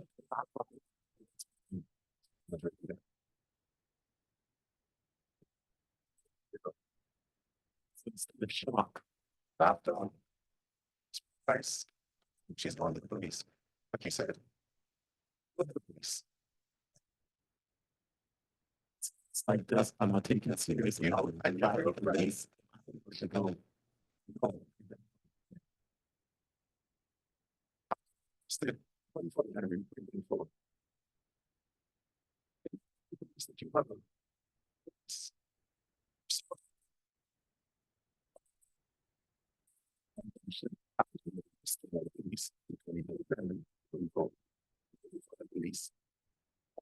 Witness from family story.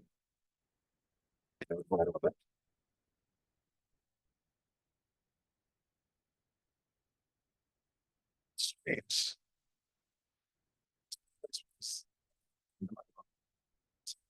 Residents. It's like, I do not find it strange. How did you leave this population's residence, Mr. Healy? How did you leave this population's residence?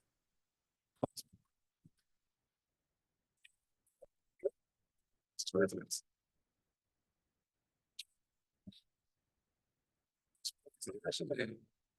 Again, my apologies for taking up the court's time, but again, my learned friends are asking a relevant question. How is that relevant to this particular matter?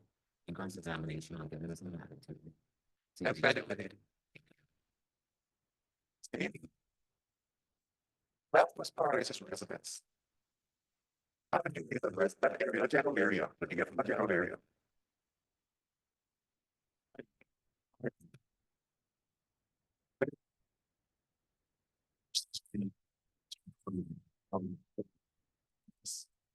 Yes, that is already objected to this line of questions. Court is allowing you some latitude in cross-examination, counsel, but you're not allowed to take forever. If you have a point you get to. Mr. King, what do you? But you left that area. On foot. I do not accept that. I put it to you. But you and your friend left the area on foot. I do not accept that. I put it to you. When you left that area, you went by your mother. Went by your mother. We made capture. I went by my mother because she lived alone. When She he needs company. put it to you that you understood what you did. And by indecently assaulting Miss Paradise. As I said before, and I'll say now, I do nothing. See, what do you, the story you presented here today is fabricated, so. The story here today is true. So help me God. I try to put it to you that what you are saying defies logic and reason, Mr. Eden. That there's no way Miss Paradise could have overpowered you, indecently assaulted you, so. Objection, my lady, that was a compound question. Objection of that. Much obliged. See, I put it to you that on Sunday, the 14th of January, 2024, you entered Miss Paradise's bedroom uninvited. I do not accept that assertion. I try to put it to you that you pushed her on the bed. I do not accept that assertion. You jumped on top of her. I do not accept that assertion. You overpowered her. I do not accept that You assertion. held both of her wrists and caressed her breasts and vaginal area. Objection, my lady. The counsel on the other side is badgering the witness. He's putting his case to be allowed. Okay. And caressed her breast and vaginal area, so. I do not accept that assertion. And you asked her, you want me to stop? Her response to you is yes, yes, please. I do not accept that assertion. Furthermore, your girlfriend concoct a story to bring before this court today. There was no concoction. This was all true events. What are the questions for this, from this lady? Thank you. Any re-examination? No, my lady. Did jury have any questions?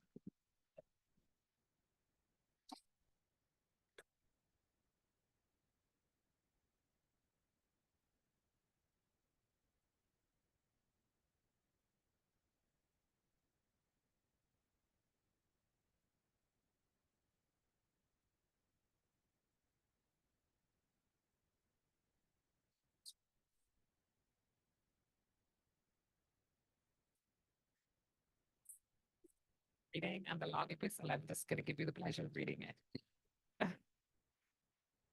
In our jurisdiction, ordinarily you'd write it and send it out. It's a comment? Oh, very well.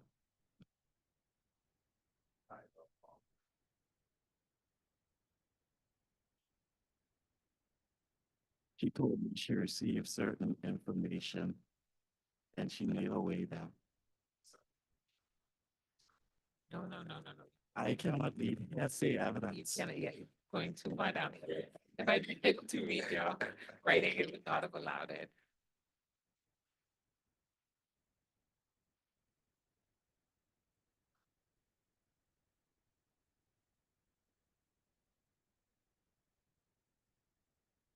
She told me she saw everything. She told me that directly.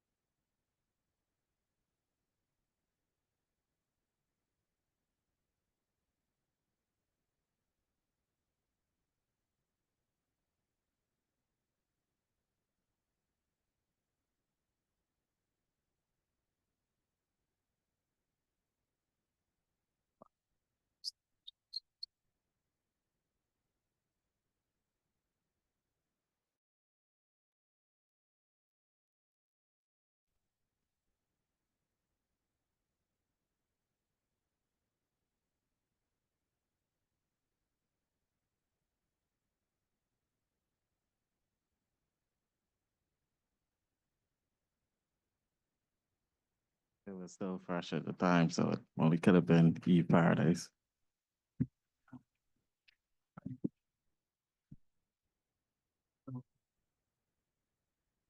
When Eve pulled you, just for clarity, when Eve pulled you and turned you around, did she push you from the front or the back? She pushed me from. I can't hear you. Oh, sorry, she pushed me from front, sorry, my bad.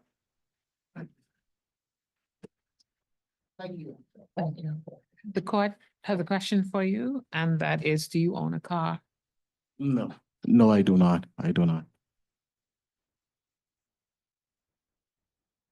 Does either counsel have any questions arising out of the three questions the jury asked and the one question that the court asked?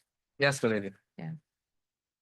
Mr. Eden, could you please explain to the court what happened after you refused to give Miss Paradise money at her home? After I refused to give her money, she told me that she was gonna report me to the police for assaulting her. And she was saying, I cannot play without paying. And she said she needed the money to keep her business afloat. If it can be of no further assistance to this honorable court, my lady, may I have a moment to confer with my colleague? Certainly. If it can be of no further assistance to this honorable court, my lady, I have no further questions. for this Thank you.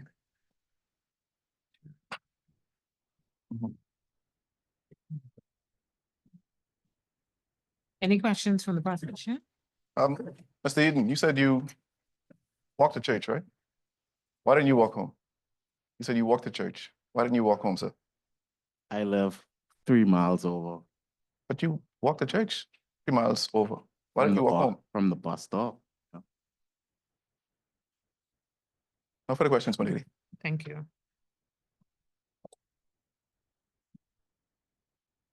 You excused. Thank you.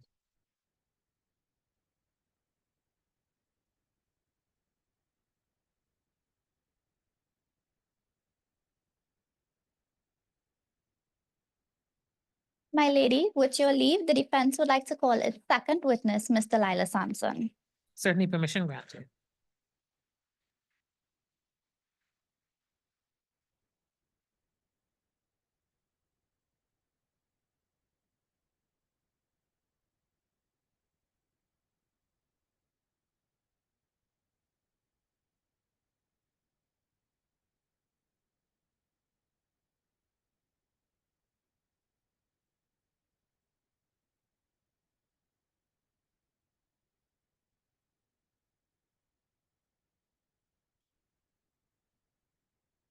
You want us to rise?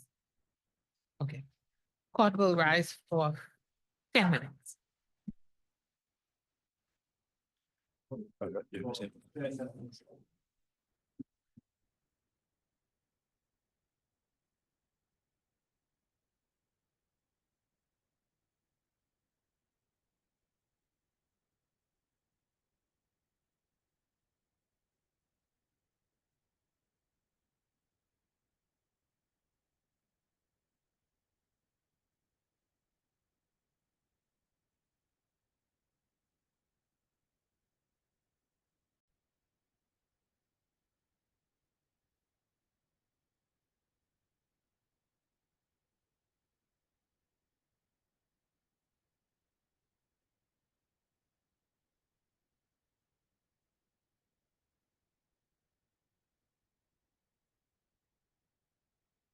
I'm saying to bring in the You jury. want me to do it? Oh, you didn't do it. Get a chance.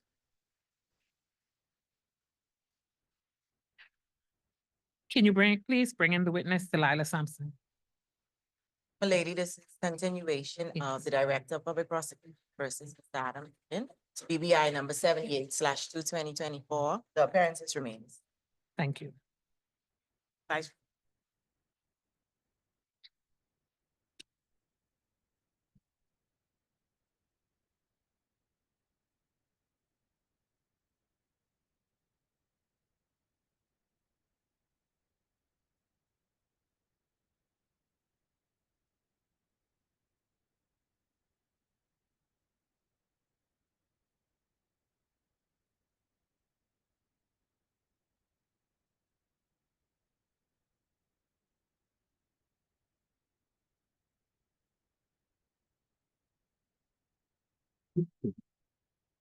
Ms. Clerk of the Court, can you take the witness's bag for me, please?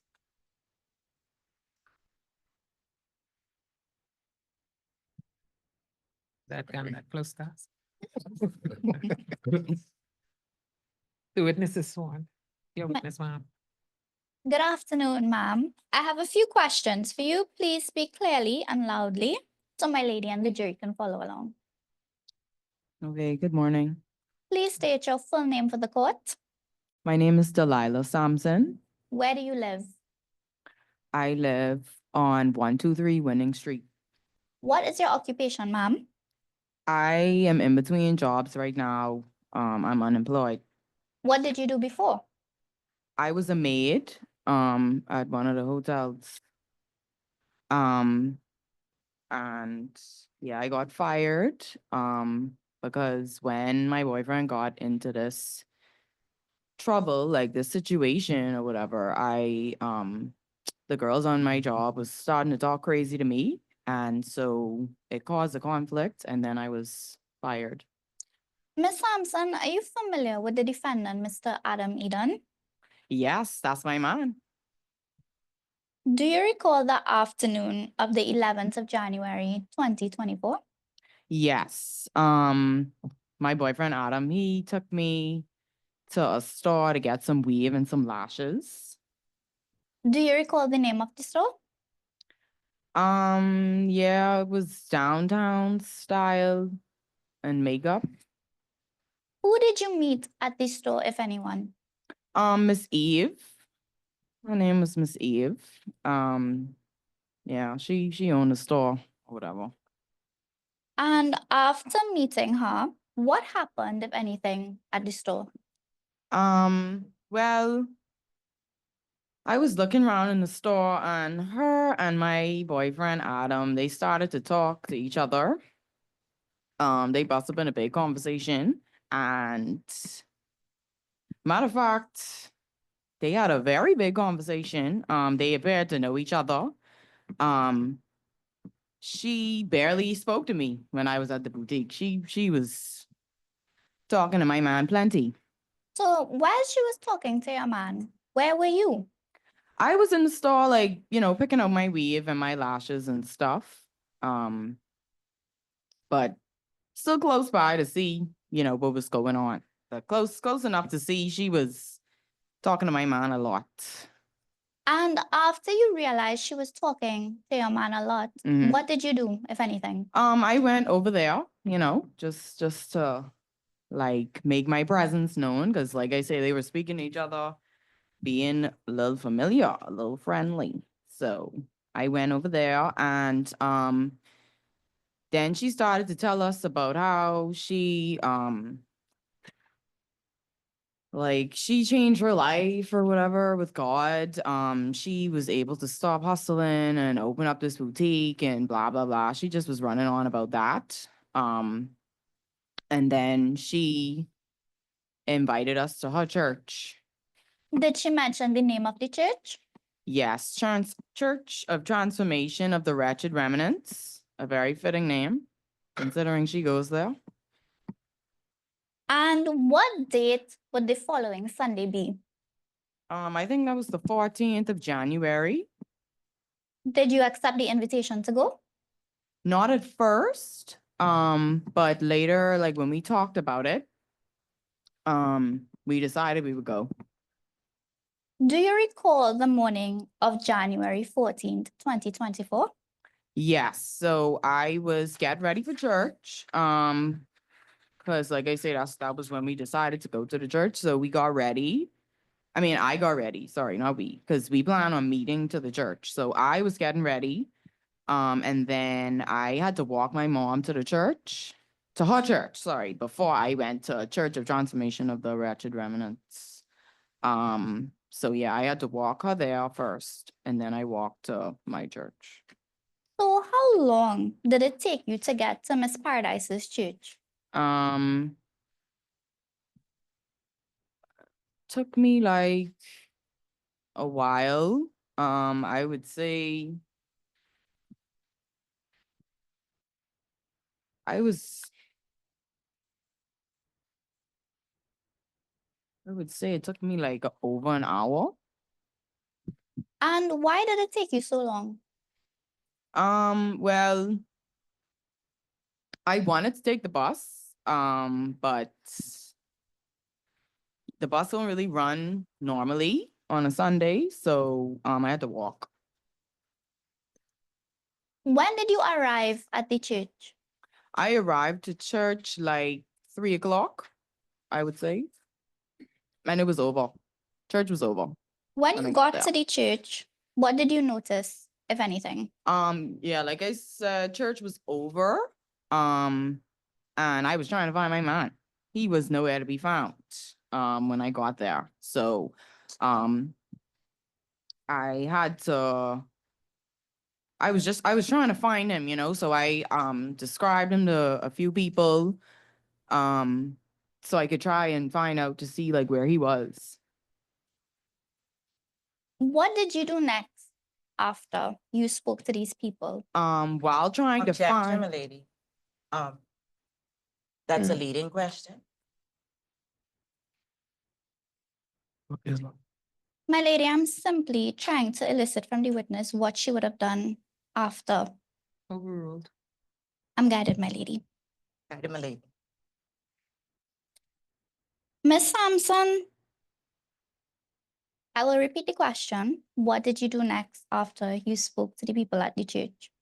After I spoke to the people at the church, they gave me information, and I started walking in the direction where my man was.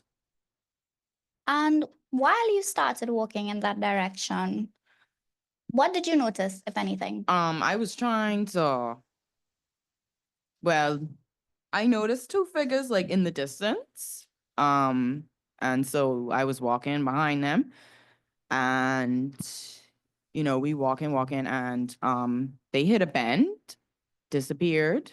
So like I was trying to hurry up and catch up to them, you know, I was trying to see where my mom was going. And how far away were you from them? I would say like 15, 20 feet, give or take. Miss Sampson, around what time was this? This was like around, I mean, church and the threes. It would be like between 3, 4 o'clock. The sun was out, still bright and shining. Who did these figures appear to be? Well, one of them was definitely my man because I know how my man looked from the back. Okay, he has locks. I know how he walks. I know that was him for sure. The other person, I couldn't exactly say, but I could definitely make it out to be a woman. What happened next, if anything at all? After that, after they hit the bend, disappeared for a little bit, I hurried along behind them. We ended up at an apartment. Do you recall the address of the apartment? Number 10 Gethsemane Street. And while you were there, what did you notice?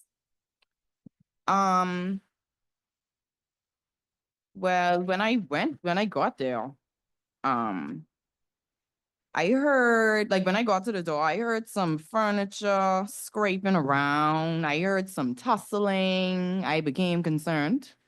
You know, I was trying to figure out what was going on. And then, yeah, I knocked on the door. So after you knocked on the door, Mm-hmm. what did you do after? Well, there wasn't any answer, so I went to a window what was on the western side of the house. And from this window, which parts of the house were you able to see into? So, where I was, I could see like a living room space. And like a living room space was between me and what I saw, which was my man and this woman inside of a bedroom looking piece of the house. But the door was open. Well, it was open space, so I could see like straight from the window. I could see straight through, to a bed where my man was and this woman. How were you able to see Miss Sampson?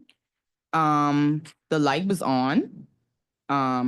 So yeah, I just was looking straight through. It was an open space. I could see directly into the bedroom. How was your body positioned at the window? So I was looking, I had my hands like on the window piece, like where the window was. I was at eye level with the window. And yeah, I was just standing up straightforward, looking to see what was going on. Yeah. Could you describe what you would have seen inside?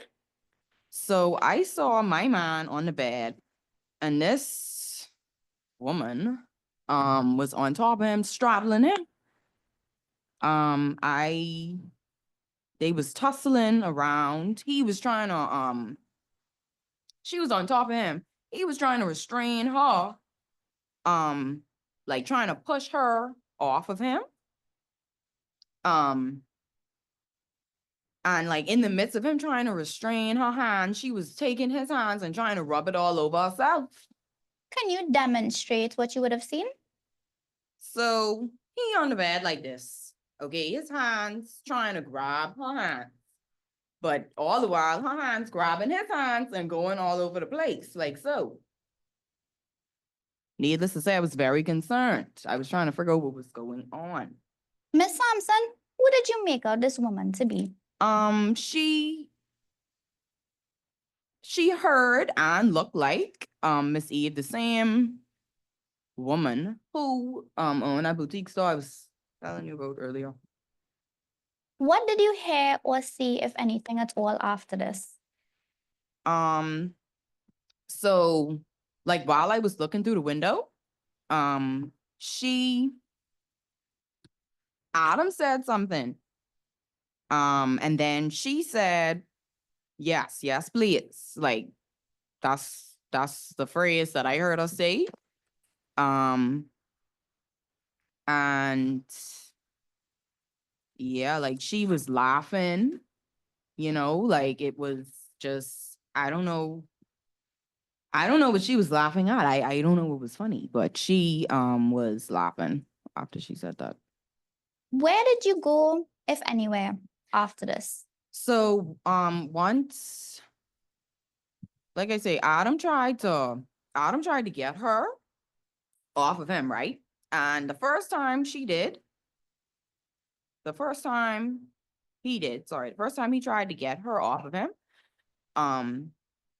she tried to pull him back, right? And so the second time when he was trying to get this woman off of him, she tried to pull him back again. So when he finally got from under this lady, he was upset. He was angry. And she still was trying to pull my man back on her. Miss Sampson, where did you go, if anywhere, after you'd have seen all of this happen? Oh, sorry. So after that, I went to the door because I was hot. I was hot like a 6. I went to the door because I was supposed to go in there. Okay. But then he ended up coming out at the same time. So he was at the door, like as I approached the door, to try getting there. And when he came out of the door, what happened next? He looked kapunkel up. His clothes was crumpled. He was all ruffled up. Like I was mad. I was trying to figure out what happened. Like I was like, what's going on? And he explained to me, you know, he told me what happened. He was like this. He told me that she tried to get him to do stuff with him, you know, like basically assaulted him, and that she needed money because the business was slow. Her boutique store was slow. And so after first I was hot, like I say, but then I became concerned. And then what really got me was the fact that she said she was going to the Objection, police. lady. The witness is going into hearsay evidence. Does not fit in the realm of the exception. The objection is upheld. I'm guided, my lady. Okay, Miss Sampson, so after you spoke to Adam, what did you do, if anything, after this? After that, I told Adam that I saw everything, and so I would tell the police what happened if need be. And then after that, we went to the bus stop. And then we went by, like the two of us went by his mommy's house. And then like after we got to his mommy's house, I went home. Nothing further for this witness, my lady. Thank you. Miss Sampson, I would ask that you stay right there. My learned friends may have some questions for you. Any cross-examination?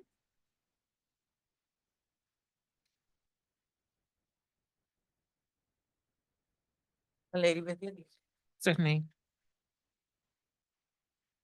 Ms. Sampson, Good morning. are you employed? No, Is Mr. Eden also unemployed? no, What does Mr. Eden do for work? he has a job. Okay.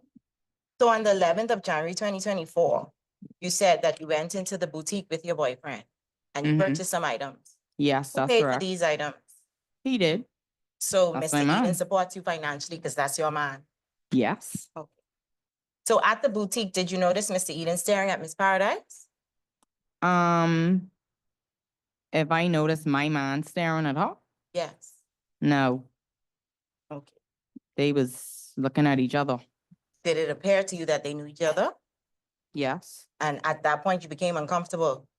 I wouldn't say uncomfortable, but after too much talking, I went over there. Because you were suspicious? No. So how long would you say the conversation was lasting?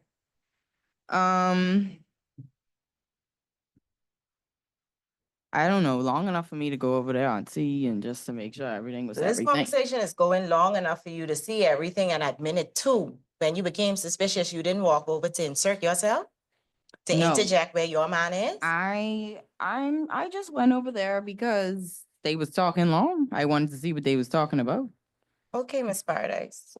Is this your first time lying on behalf of Miss Eden? Lying? No, Okay. absolutely not. Just yes or no I'm for not, me. I'm not lying. So Miss Paradise, on the morning of the 14th of January, 2024. No, I was Right. asking if she's Paradise. Oh, sorry, my lady. Miss Sampson, on the 14th of January, 2024, Mm-hmm. when did you and Mr. Eden agree to go to Miss Paradise's church? Sometime after we left that girl's boutique. Could you recall the date? I can't say exactly, but I know we talked about it after we left the boutique. So But after the some- boutique, or was it, because the boutique was Thursday, so was it Friday, Saturday, or Sunday? I can't say, it might have been Friday. Objection, my lady. What is the relevance of this line of questioning? Objection upheld. Grateful, my lady. I'm guided, my lady. Miss Sampson, on the morning of the 14th, 2024, you said you had to walk your mother to church? Yes. Okay. What time does your mother church start? Starts like 11:30. Okay, do you know what time Miss Paradise Church end? Well, I don't know for sure because that would have been my first time going, but I assume it ended at 3 since when I got You there. assume? Yes. Okay. So how long would you say the walk is from your home to your mother's church? Well, pretty long. From my mom's church to from my mom's church to Miss Mom's church, that might have been like No, Miss Sampson, just from your home to your mother's church. from my home to my mother's Yes. church. Well, I normally take the bus, but walking wise, I would say like an hour. Okay. And you got there 11:30, you said? No, that's the time her church starts. Okay, But that's I the was time it running late, starts. So what time did you reach your mother's church? sometime after 11:30. So yeah, sometime after 11:30. So it starts 11:30. Reach Mhm. sometime shortly after 11:30. Yeah. Okay. And give me the distance between, how long would the walk have taken you to get from your mother's church to Miss Paradise's church? Like I say, I usually take the bus, but the walk would have been like. Sorry, can you repeat the question again? From my mummy's church From your to mother's church to Miss Paradise Church, how long would you say the walk took you? like more, it definitely would take longer than from my house to Just my give me mummy's an church, estimation. so, like, an hour, 30 minutes. An hour and 30 minutes. And at what time you left your mother's church? I would have left my mother's church. I was there for a while. I was talking to my family and stuff because they was outside the church when we got there. That's fine, just if you could give me the time. I might have been talking in front of my mommy church for like an hour. So I would have left maybe like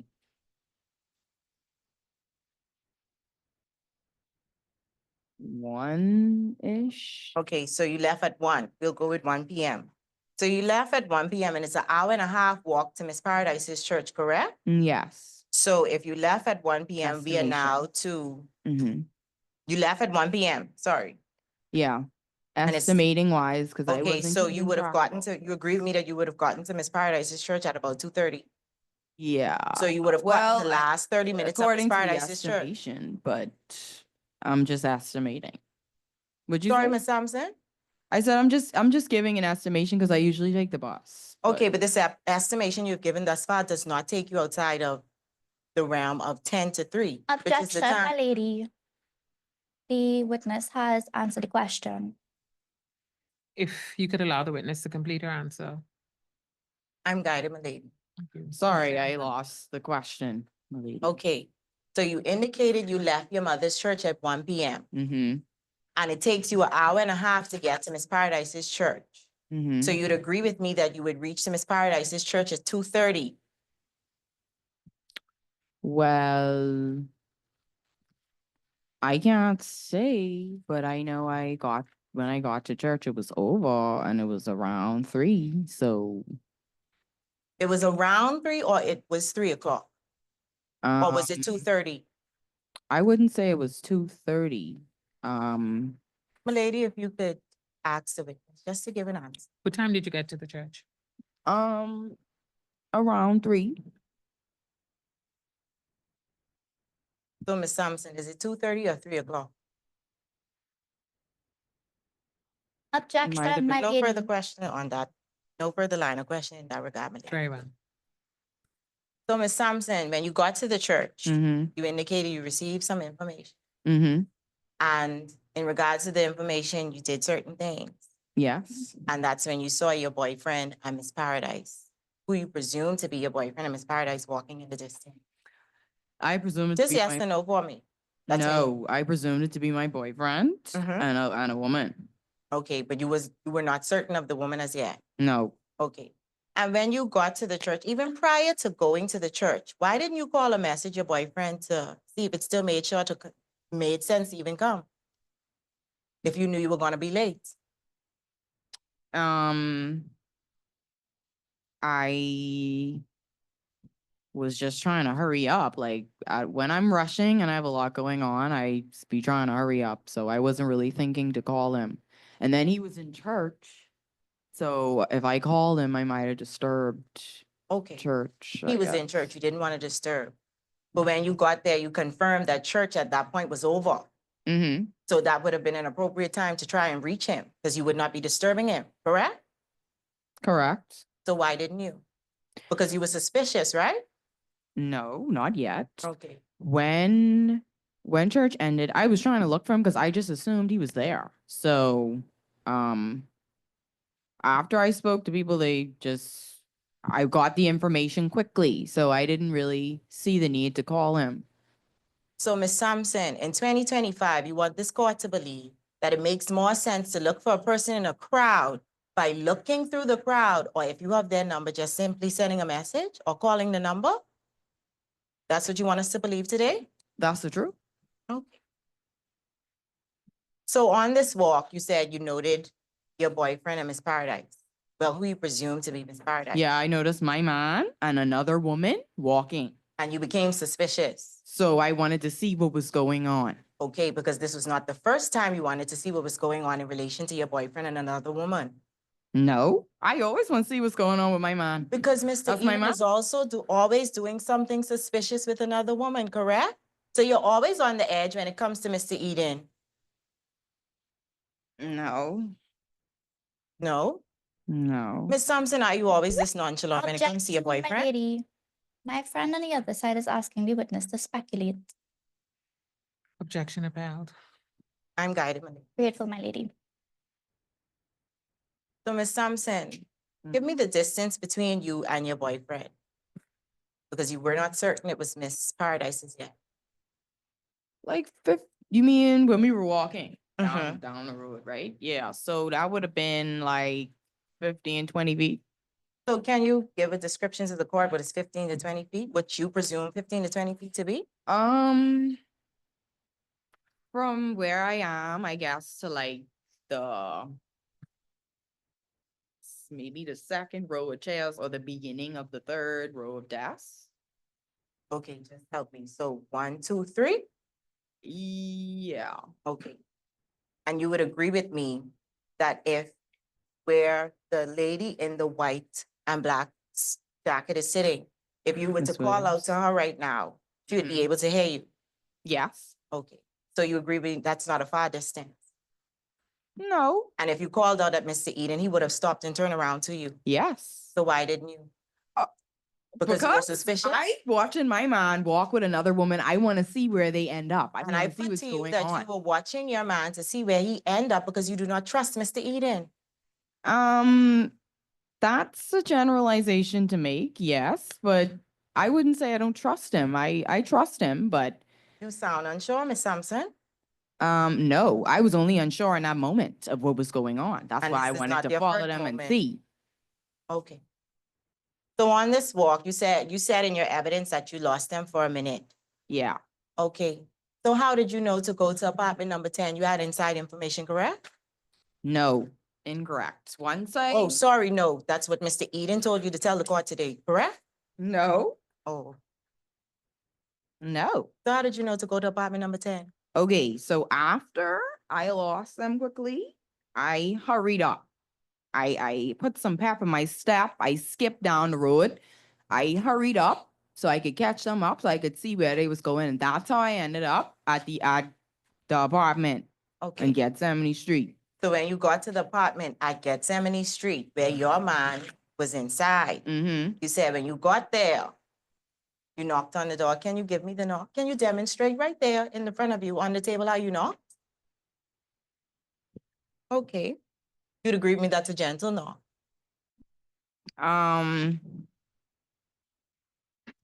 It's not a hard knock, no. Okay, it's not a hard knock, but you said in your evidence that you didn't know what was going on inside that room. And a Mm-hmm. bunch of tussling was going on. Mm-hmm. And that door's still intact today. Mm-hmm. And you knock to go see what your boyfriend doing, who you suspicious of? Yeah. I knocked it first, Oh. like that. Then I went to the window to really see, because I didn't know what was going on when I first knocked. My spidey senses was just tingling. They wasn't confirmed yet. Once I went to that window, Oh, your spidey senses was tingling, but it wasn't tingling enough for you to bram on that door like your police, because your man no, in I there. don't know when now. Oh, but your man was in there. Yeah, Okay, so why that's not why go we get had it? late. Okay. So when you went to the window, what exactly did you see? Before you tell me what you saw, how far was the window from the door? Not far. It was like few steps to the left. Yeah. A few steps to the left. Mm-hmm. Couple steps to the But left. earlier you said it was on the western side. Mm-hmm. So is it few steps or is it on the western side and you had to make a bend? Help me understand where the window was. I didn't have to make a bend. But it wasn't directly on the side of the door. But so okay, like the door was there. The door was there. The window would have been like between the back of this juror's chair and the wall. So it was Okay. a couple steps over there. And did you have to pass the window to get to the door? No. When I got to the house, I went straight to the door. Or you went straight to the door? And then I went to the window. Yeah. So when you got to the window, what did you see? I saw tussling and other things that shouldn't have been happening, which was my man being assaulted by Miss Eve. She was on top of him, going back and What forth, was that straddling motion? him. That was a straddle, like she was on top of him, doing the Straddling him. most. Okay. Yeah. And you were seeing the side of them or you were seeing, what was the angle you were seeing? I had a clear view of that, like what I just described to you, because I would have seen them like in a side profile, if that makes sense. So, I was looking this way, the bed would have been laid out like this way, and I would have seen him underneath, like laying this way. I'm looking this way. Okay. He's laying that way. She's on top of him. Thank the you, Ms. same way. Sampson. Yeah. So how long were you at the window? Like 10 minutes long. 10 minutes long. Yeah. You watch your boyfriend, your man, get Yes, assaulted my for 10 man. minutes. And in minute number 1, you didn't say, let me go break that door, because you said you were upset. Yeah, Let it me was go hard like a break that six. door down in minute number 1 to save my boyfriend, my man. No. And I put to you that you didn't go in there at minute number 1 because you were never at that apartment. And you are here today telling this court a story that Mr. Eden told you to tell this court, correct? Incorrect. Ms. Sampson, are you aware of Checker Strip Club? Yeah. Do you know that Mr. Eden attends the strip club occasionally? Yeah. Objection, my lady. The relevance of this line of questioning. The objection is overruled. Yeah. Thank you, Malik. Please go to the strip club. What does Yeah. Mr. Eden tell you he does in the strip club? Regular stuff. I mean, he's Regular just stuff there. like what? What people do when they go to the strip club. And what do people do when they go to the strip club, Ms. Sampson? Objection, my lady. My lane friend is asking the witness to speculate. She was not actually at the strip club. My If you lady, could be more specific in your questions. what do you presume, Miss Sampson, that person's doing the strip club? They just throw money in the air. So Mr. Eden throws money in the air and stuff and he goes there. I mean, I can't say for certain, but, Okay, what does he tell you The- he does when he go to the strip club? okay, what he tells me specifically is that, you know, girls will be dancing on him, here and there, you know, just, And you're just like how comfortable with that? regular, like how I presume regular strippers to be dancing on people in a strip club. I mean, I think that's what they're there for. And you're comfortable with Mr. Eden doing that? Yeah, I go to the strip club too sometimes. Okay, just like how you were comfortable with what you saw on the 14th of January, 2024, because you were there. I was supposed to be there. You were comfortable with Miss Paradise's actions to your boyfriend? Because you say you saw them. Okay, we had planned to go Just to the yes or church. no for me, Miss Sampson. Yes or no to what? Sorry. Were you comfortable with what you saw Miss Paradise doing to your boyfriend on the Mhm. 14th of January in her home? Of course not. Why would I be Okay. comfortable? You were not comfortable, but it took you a year to tell somebody something. You knew where Miss Paradise lived. You knew where she worked. You knew her church. Mhm. And yet you have nothing to say to the police. This is the first time we're hearing from you. Correct? Correct. So why are we to believe you today? Because the crime didn't happen to me. The crime happened to him. So it would be on him to go to the police. If he didn't Okay. go to the police, like, then he didn't go. That was his decision to He make. didn't go, but you didn't want to encourage him to go.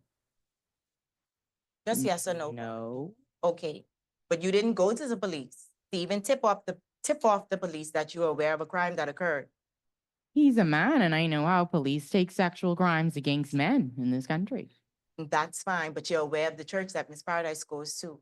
Why didn't you Mhm. report this so-called Christian's action to her pastor? And I put to you, Miss I Sampson, know. that you could not report anything to Miss Paradise's pastor because you, in fact, were not there. And you are here today telling this bogus story. Mr. Eden, your financial man, told you to tell this court, correct? Miss, I was there. No further questions for this witness, lady. Thank you. Any reexamination? No re-examination, my lady. Okay. Any questions, Mr. Foreman? Again, like, The jury's just, confused on a question of fact. In that, when we first asked the witness, if he told his girlfriend what happened, what transpired after the incident, he said he didn't tell his girlfriend anything. Now we hear from his girlfriend directly that he did told her something, so the jury was just confused on this area of fact. Thank you. I will address you later on how you deal with those kinds of inconsistencies. Thank you.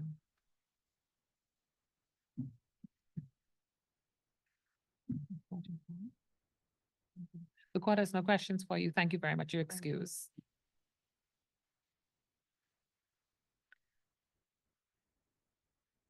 My lady, the defense would like to close its case. Permission given to close your case. In terms of making closing addresses, are you both prepared to do so now? Yes, my lady.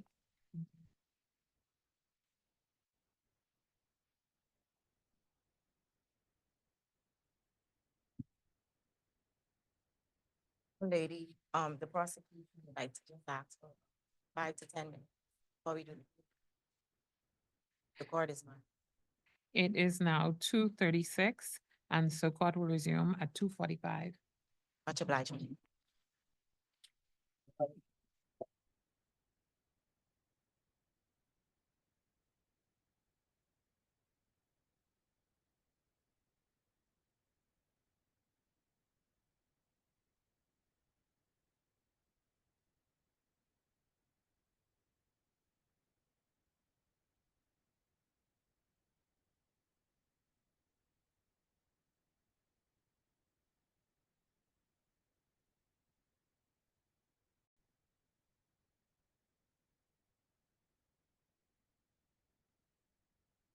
Please bring in the jury. May I have a seat?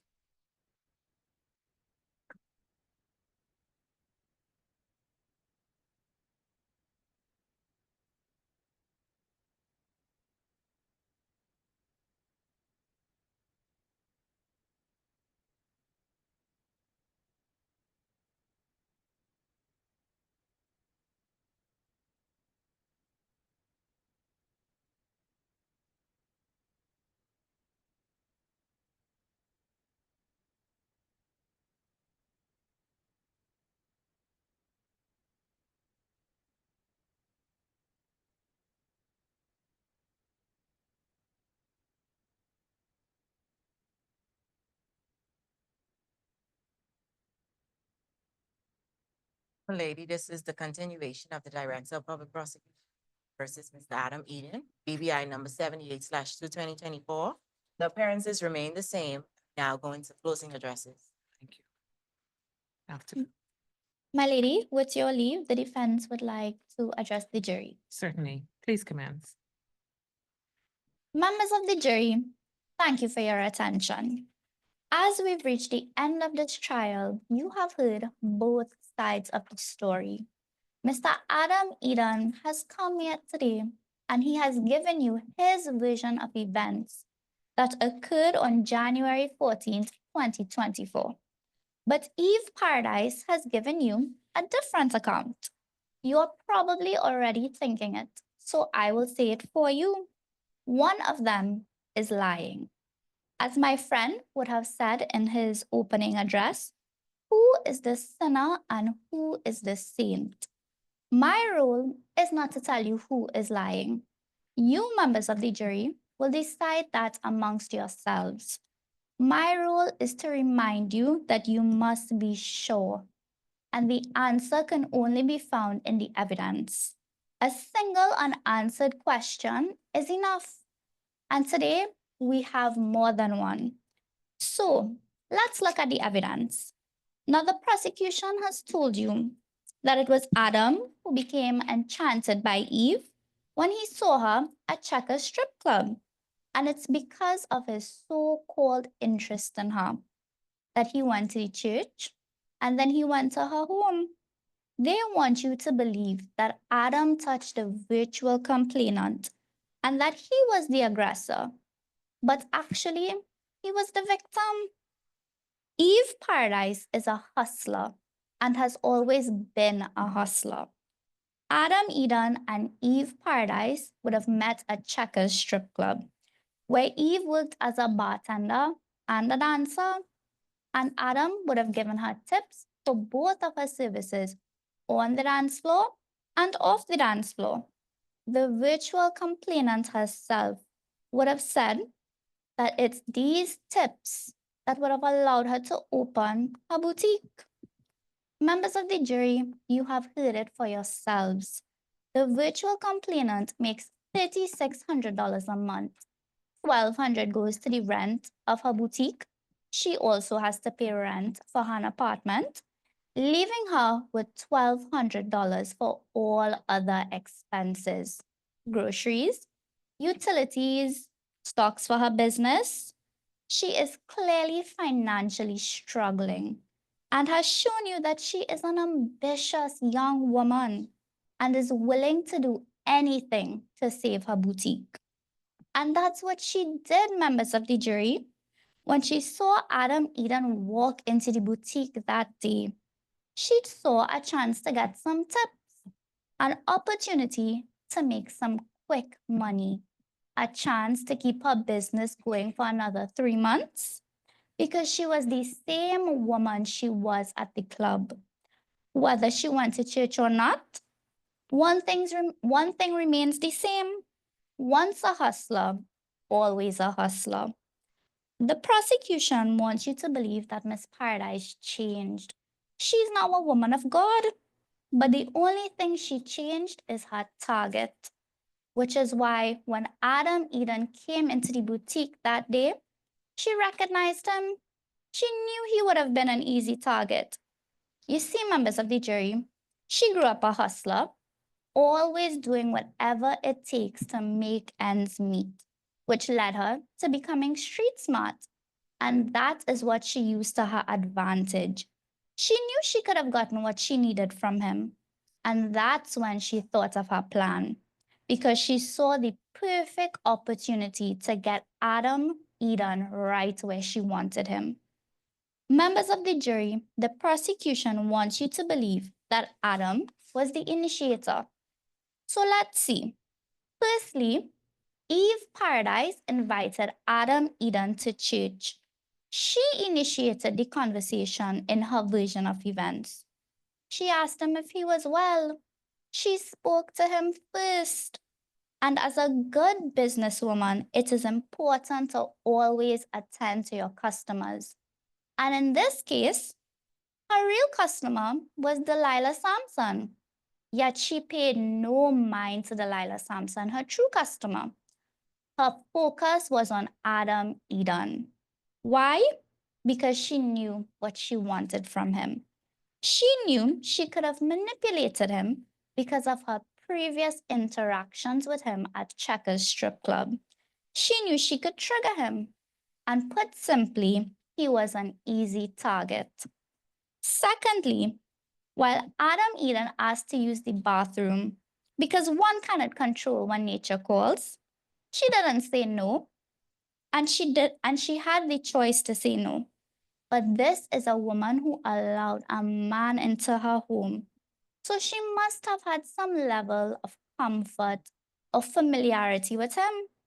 So you must ask yourselves, would I let a complete stranger into my home or someone I now met, even if it's just to use the bathroom?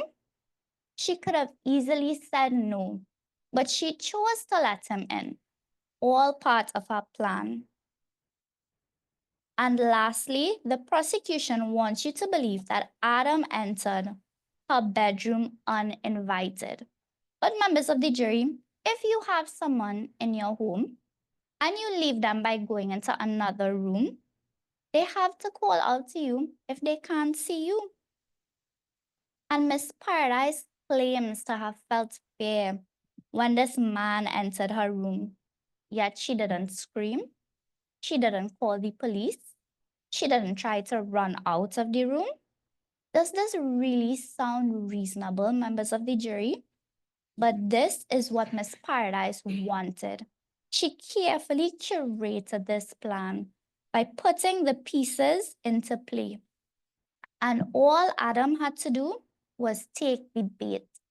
And as naive as he was, pretty boy Adam fell for the temptation that Eve offered.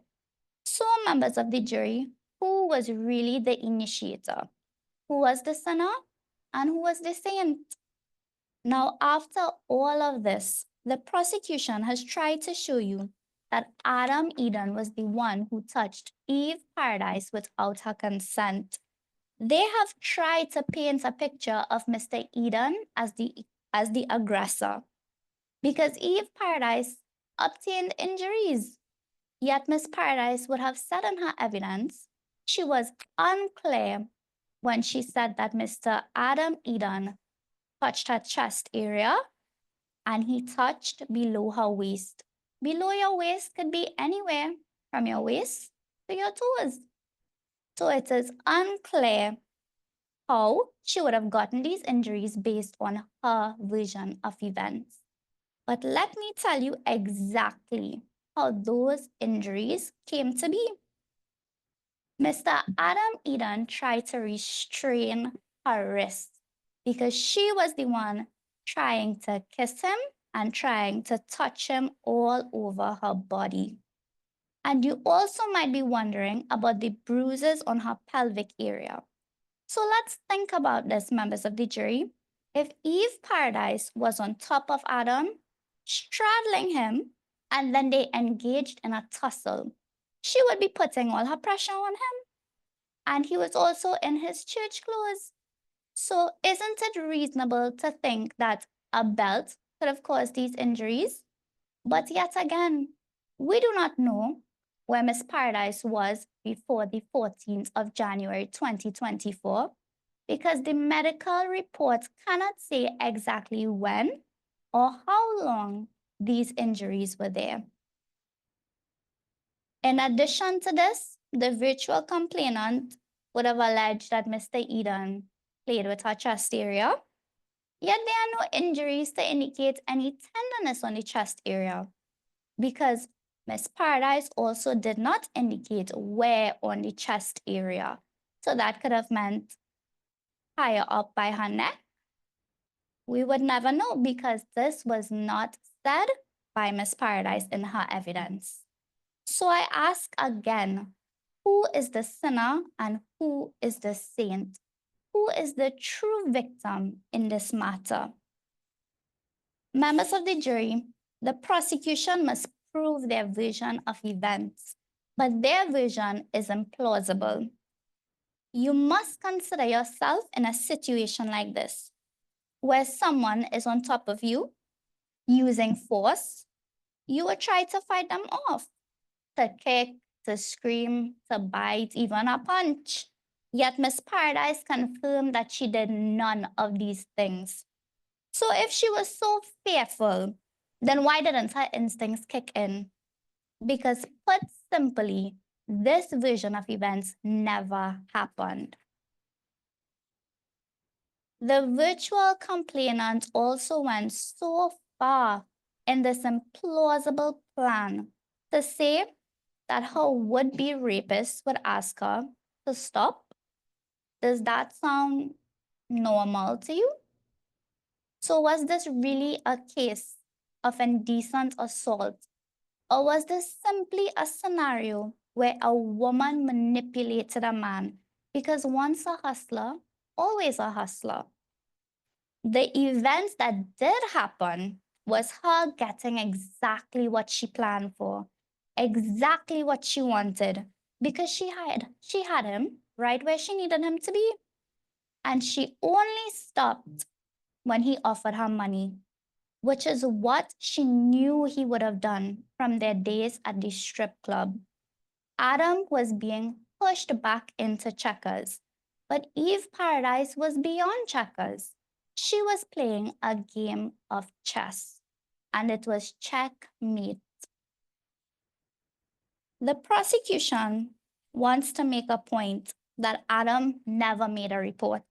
But ladies and gentlemen, would a man really be taken seriously in this day and age if he walked into a police station and he said that he was indecently assaulted by a woman? Because this is actually what happened. And this is the exact reason why Mr. Adam Eden never made a report. Fear of not being taken seriously. Members of the jury, a key role in the evidence has been the witnesses called today. So now, let's look at the evidence given by the witnesses. The prosecution's second witness was Corporal Brown, who failed to conduct a proper investigation, attend the surveillance, failure to talk to any potential witnesses, failure to corroborate the story of the virtual complainant, all things Corporal Brown neglected to do. The prosecution alleges that Adam running away from Corporal Brown is an indication of guilt. But members of the jury, if you see a strange person running up to you with zero indication that they are a police officer, wouldn't the natural reaction to think that you're about to get shot or even robbed? Because that is exactly what Mr. Adam Eden thought. The first meeting after the incident where Miss Paradise confronted Adam, Corporal Brown did not hear what was said by Adam Eden, yet he failed to ask him to repeat. This could have been a confession or even saying that he was innocent, which he has maintained from the onset. But we would never know what was actually said because of Corporal Brown's lack of interest in this matter. And it's the same lack of interest that prevented Corporal Brown from conducting a proper investigation. So without a proper investigation, what is there really to corroborate the virtual complainant story? What is there to corroborate that what the virtual complainant is saying actually happened? Ladies and gentlemen, the truth has a way of revealing itself. And in this case, it speaks to Delilah Sampson. She is not just a witness, she is an eyewitness. She saw what happened that day, not through secondhand stories, not through assumptions, but with her own eyes. Delilah has said that Adam is her boyfriend. She loves him very much. But loving your partner does not mean you fabricated this story. She would not perjure herself in the name of love. She came to tell the truth. Members of the jury, the prosecution wants you to believe that Delilah fabricated the story because Adam was the only person who would have seen her. But if Corporal Brown conducted a proper investigation and went to the home of Eve Paradise, maybe other persons would have seen her too. And if the virtual complainant did not take her time to change her clothes and then walk to the police station, there was a chance if she went outside, Delilah would have been right there. Members of the jury, in these cases, the only two people who are present are the victim and the accused. But in this case, Delilah Sampson was there.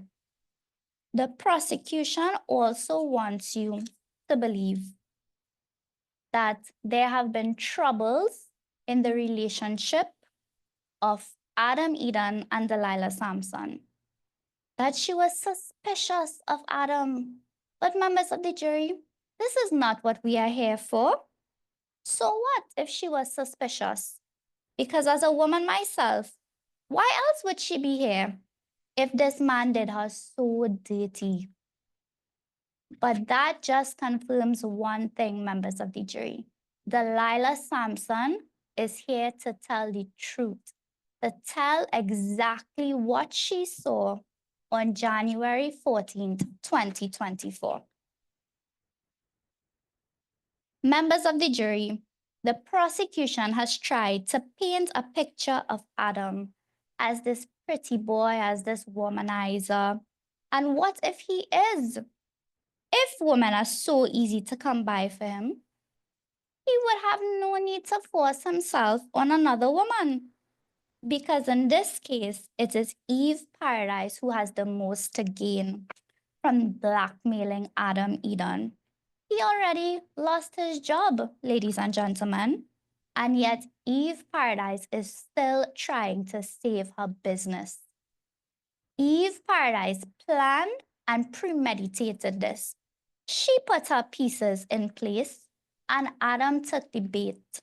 Eve Paradise wanted a bite of the apple from Eden in exchange for money to save her financially starving business. The same business that started from the money she would have gotten at Checkers strip club. You cannot make a sinner a saint.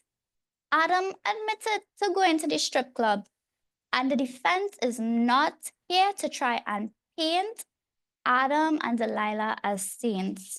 But you know who is trying to pretend to be a saint? Eve Paradise. And this is what the story is, members of the jury. A leopard cannot change its spots. So you must decide who was the sinner and who was the saint. Thank you for your time and attention. That concludes my closing address, my lady. Thank you.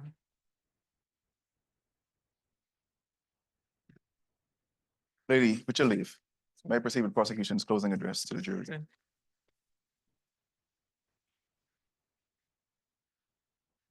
Members of the jury, before I commence with my closing address, it would be remiss of me if I didn't take a moment to thank you. Your dedication throughout this trial has been invaluable. You've listened attentively and showed tremendous commitment to seeking justice. Members of the jury, we understand that working as a juror is not an easy task. And we appreciate your time, effort, commitment displayed throughout this trial. Your role here today is crucial. Your role is indicative of your quest for justice and to make sure the legal system is not just fair, but is just. Remember, members of the jury, Martin Luther King Jr. once said, injustice anywhere is a threat to justice everywhere. Once again, members of the jury, we thank you for your service to the Bahamas. A blast from the past He didn't get it then. But by hook or by crook, I will definitely get it now. That was the mindset of the defendant, Adam Eden, on Sunday, the 14th of January, 2024, when he viciously attacked and indecently assaulted the victim, Eve Paradise. That was his mindset because Mr. Adam Eden was unable to separate fantasy in his matrix from reality. He was unable to separate professional workspace from personal workspace.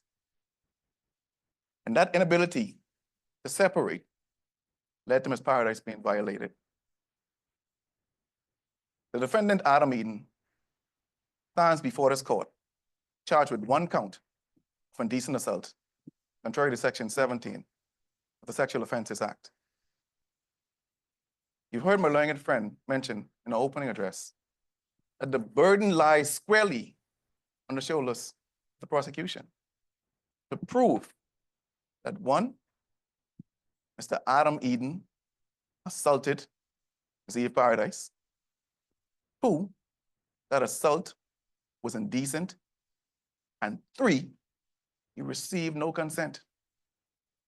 Now, if you're asking the question, what is indecent assault? There's a case of the Queen versus Thomas that says an indecent assault is any act by its inherent nature, it's indecent. So from you see it, it's indecent. An example, if I don't know a female, or if I do know a female, and I caress her breasts, and I caress her buttocks, or vaginal area, without her consent, by its very nature, it's indecent.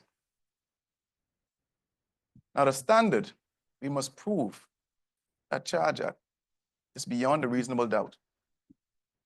It is not absolute certainty. That standard will be too high. It's a high level of certainty that must be reached by 3 words: logic, reason, and common sense. All you members of the jury have to do is connect the dots. Don't allow prosecution or the defense to throw anything at you and hope that it would stick. Logic, reason, and common sense. Members of the jury.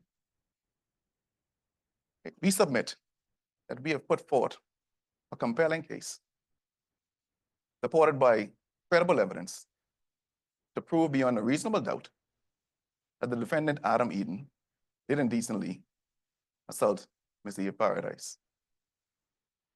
And as I stand before you, members of the jury, and summarize that evidence and demonstrate to you why he must be proven guilty, I ask you to balance the evidence. Balance the evidence, members of the jury. And when you come back after the judge's summation, you come back with a verdict that is based on truth. Nothing more, nothing less. Truth. Now let me take you through prosecution's key pieces of evidence. You've heard from the virtual complainant, Ms. Eve Paradise, a devout Christian, a successful business owner. And she mentioned, I am a hustler. I'm honest, uncompromising, striving, trustworthy, leader, encouraging resilience. Because she spoke about her early childhood. I had to make do in the legal way with a moral compass to provide for not only myself, but for my siblings. She never mentioned in this courtroom anything illegal. She mentioned working to provide. And she mentioned working at Checkers Strip Club. She didn't hide that. She worked there for 3 months as a bartender. And she said, on the 11th of January, 2024, while at a boutique, she spoke to the defendant in the presence of his girlfriend and had a come to Christ moment with him. God has been amazing to me.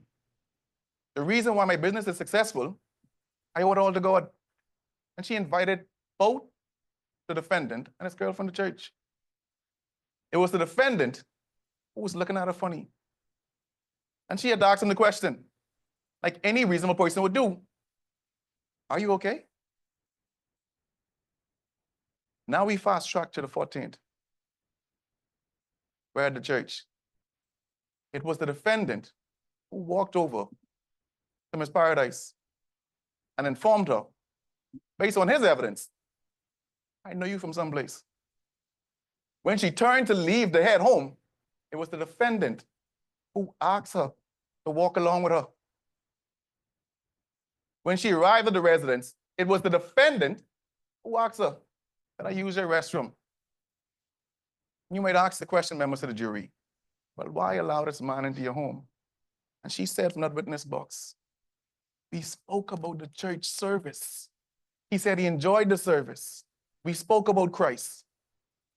So as a decent Christian, knowing that he said to me, I got to travel 3 miles, she allowed him to use that restroom. Only to use that restroom. And once they entered the residence, she directed him, there's the restroom. Case in point, the plumber who comes to your house, the electrician, the technician, there's a certain level of trust we extend to them to come in our house and do that job. And that's what she did. Members of the jury, hindsight is 2020. It's easy to say, well, why? After the fact, it's easy to say that. But in her mind, as a Christian, you know what she was saying? What would Jesus do? What would Jesus do? This man asked me to use the restroom to pee. What would Jesus do? She allowed him. However, what she didn't realize was he's a wolf in sheep's clothing. And while in that residence, he was changing her shoes to her slippers. He entered her bedroom uninvited and pushed her on the bed, jumped on top of her, held both wrists. Not gently, violently with aggression. Hence the reason the physical evidence is there, the bruise in her wrist. And he started to kiss her. But he asked the question, after caressing her breasts and her vaginal area, this sick, sadistic individual asked the question, do you want me to stop? And her reply was, yes, yes, please. She didn't want to be violated. She did not want to be violated. And after leaving, what would a Christian do? She fell on her knees and prayed. There's nothing uncommon about that. Shouldn't I give thanks to my Most High God? That's what she did. And after that, she went in the bathroom and showered. If you listen to the reports of victims of sexual assaults or indecent assaults, what do they say? I felt dirty. I felt violated. And I washed and I washed and I washed and I tried to get that filth off of me. And immediately after that, not days later, not weeks later, not months later, immediately afterwards, he walked to the station. Her story had been told. And she informed Corporal Brown and Officer Green as to what transpired. And you heard the account of Officer Green. I saw tears in her eyes. She looked sad. And after that, she was taken to the hospital. An independent witness now gets involved.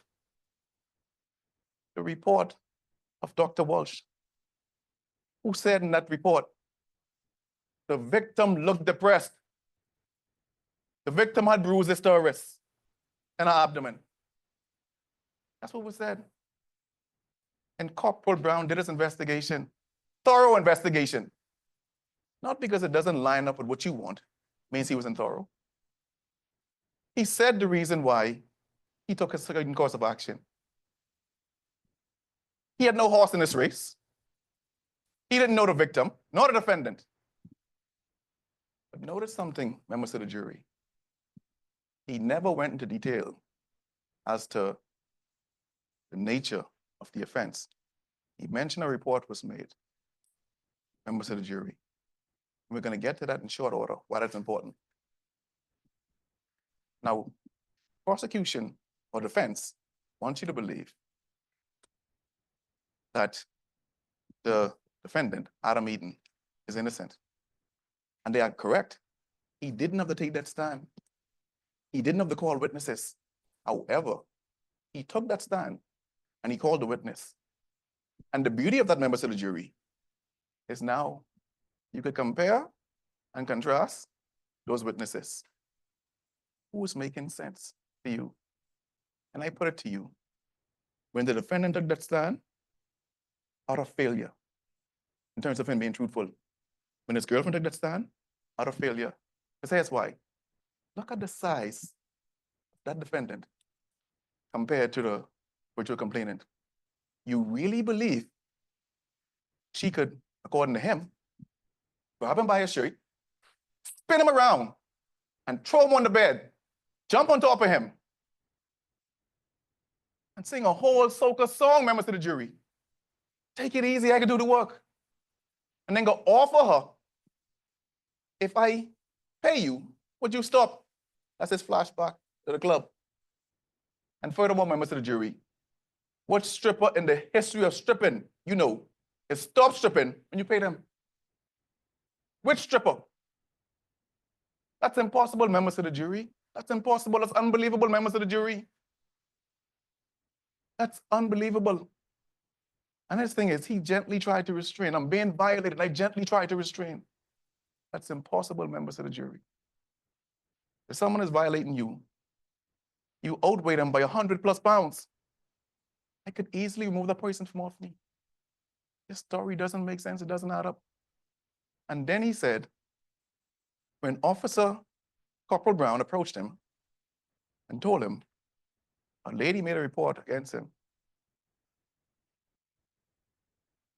he said he didn't do the lady nothing. Who was he referring to? I didn't know what Corporal Brown was talking about. He also mentioned on the date in question, members of the jury, his girlfriend was present. And when he left Ms. Paradise's residence, she informed him, according to him, I'm going to report you to the police station because you didn't pay me. At no point in time did he go to the police. Even after being arrested, members of the jury, think about it. Even after being arrested, you have a witness. Wouldn't you tell the arresting officer or the investigator, officer, I have a witness who saw what transpired on the date. He didn't do this. And further, defense wants you to believe that, hey, let's hear it. Ms. Paradise's intention was money. Let me remind you, when Ms. Paradise walked from church home, the defendant was walking too. The same way dust was collecting on her shoes, collecting on his shoes. So what big money are they talking about? Ms. Paradise is a successful business owner. The defendant sells straw work. What big money he has? No, members of the jury, it has to make sense. Is Ms. Sampson a credible witness? You heard her. I'm unemployed. He takes care of me financially. She's not independent. According to her story, she watched for 10 straight minutes, members of the jury. Think about 10 minutes. Think about working and doing cardio for 10 minutes. You know how long that is? But she watched at the window for 10 minutes, watching her boyfriend be violated. A boyfriend who she loves and cares for. And she didn't say one word. Hey, stop, leave him alone. Her story was, I was going to break down the door, but you know, that was her story. Is that believable? I submit to you, members of the jury, that is a far-fetched story. That's unbelievable. Okay, members of the jury. Members of the jury, when you go back and deliberate, I want you to ask yourself this question. Where was I when Ms. Eve Paradise was being violated by the defendant, Adam Eden, in her residence on Sunday, the 14th of January, 2024? Members of the jury, you were not there. You couldn't help her on that day, but you stand here today and you are able to help her. Think about the impact on her life. Psychologically, physically, mentally, emotionally.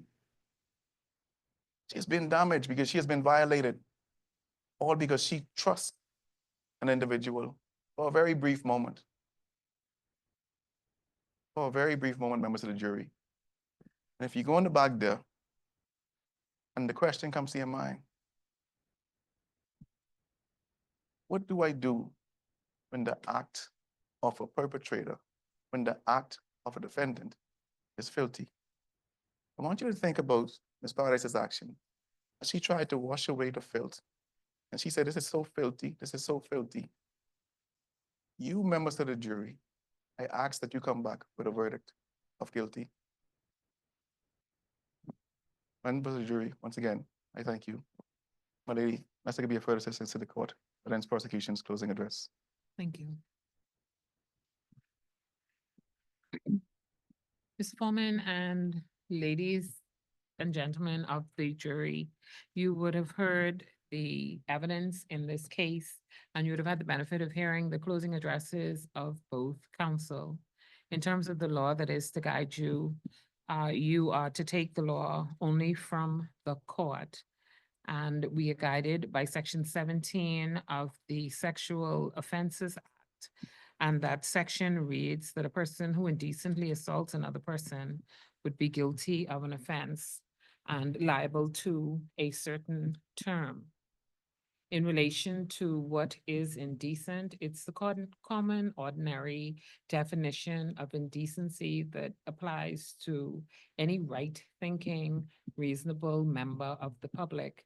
In relation to a touching of the person, do you consider that touching to be indecent?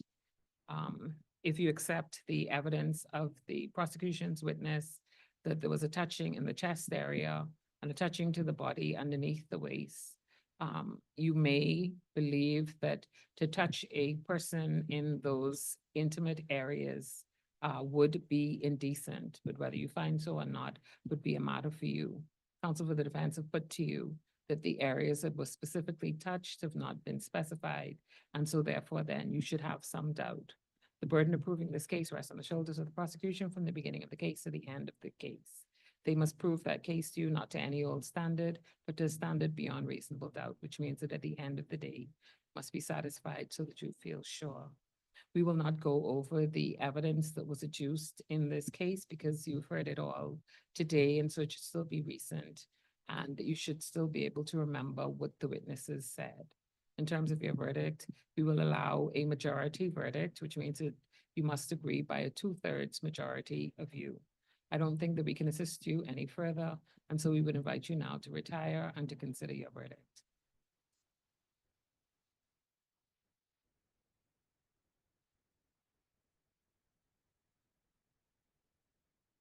Yes.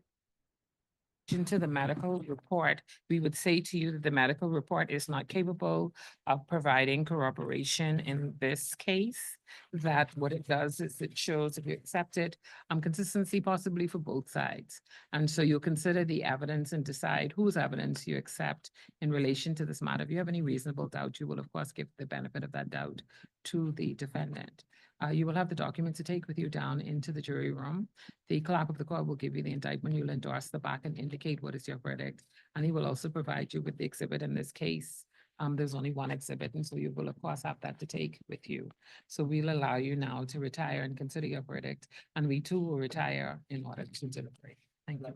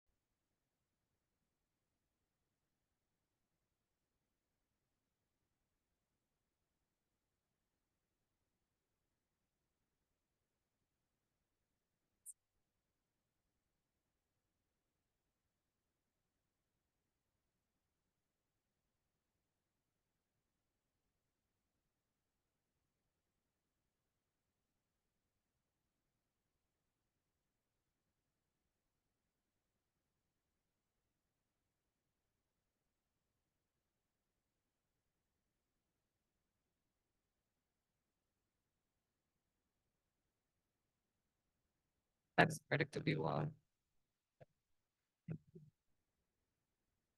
Mr. Adam? Eden? The jury has found you guilty of indecent assault. Based on my own recent past, I dare not sentence you to anything other than the maximum.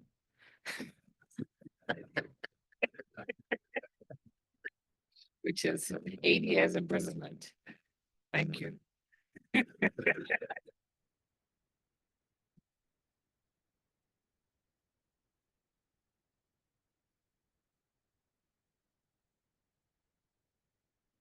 Relation to the teams, I'm starting firstly with Patria Gardner.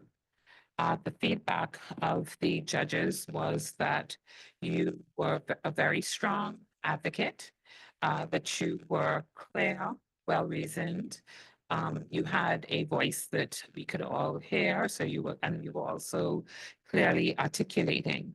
In relation to the virtual complainant, we were of the view that in terms of your preparation of that witness, it should have been a preparation not just of what you wish to elicit from her in chief, but also an anticipation of what can come up in cross-examination. That has nothing to do with not knowing the defense brief, which I am aware that ordinarily in a trial you would not have, but in any preparation of any witness, as an effective attorney, you would be aware of thinking as they think. What are they likely to ask? And so we thought that, for instance, the financial background of the virtual complainant in the factual matrix, there was a reference to the 1200. And so there should have been some preparation for her in relation to her finances, in terms of the fact that it was a studio apartment, how it was set up. My colleague was also concerned about the sheetrock between they were separating the apartment.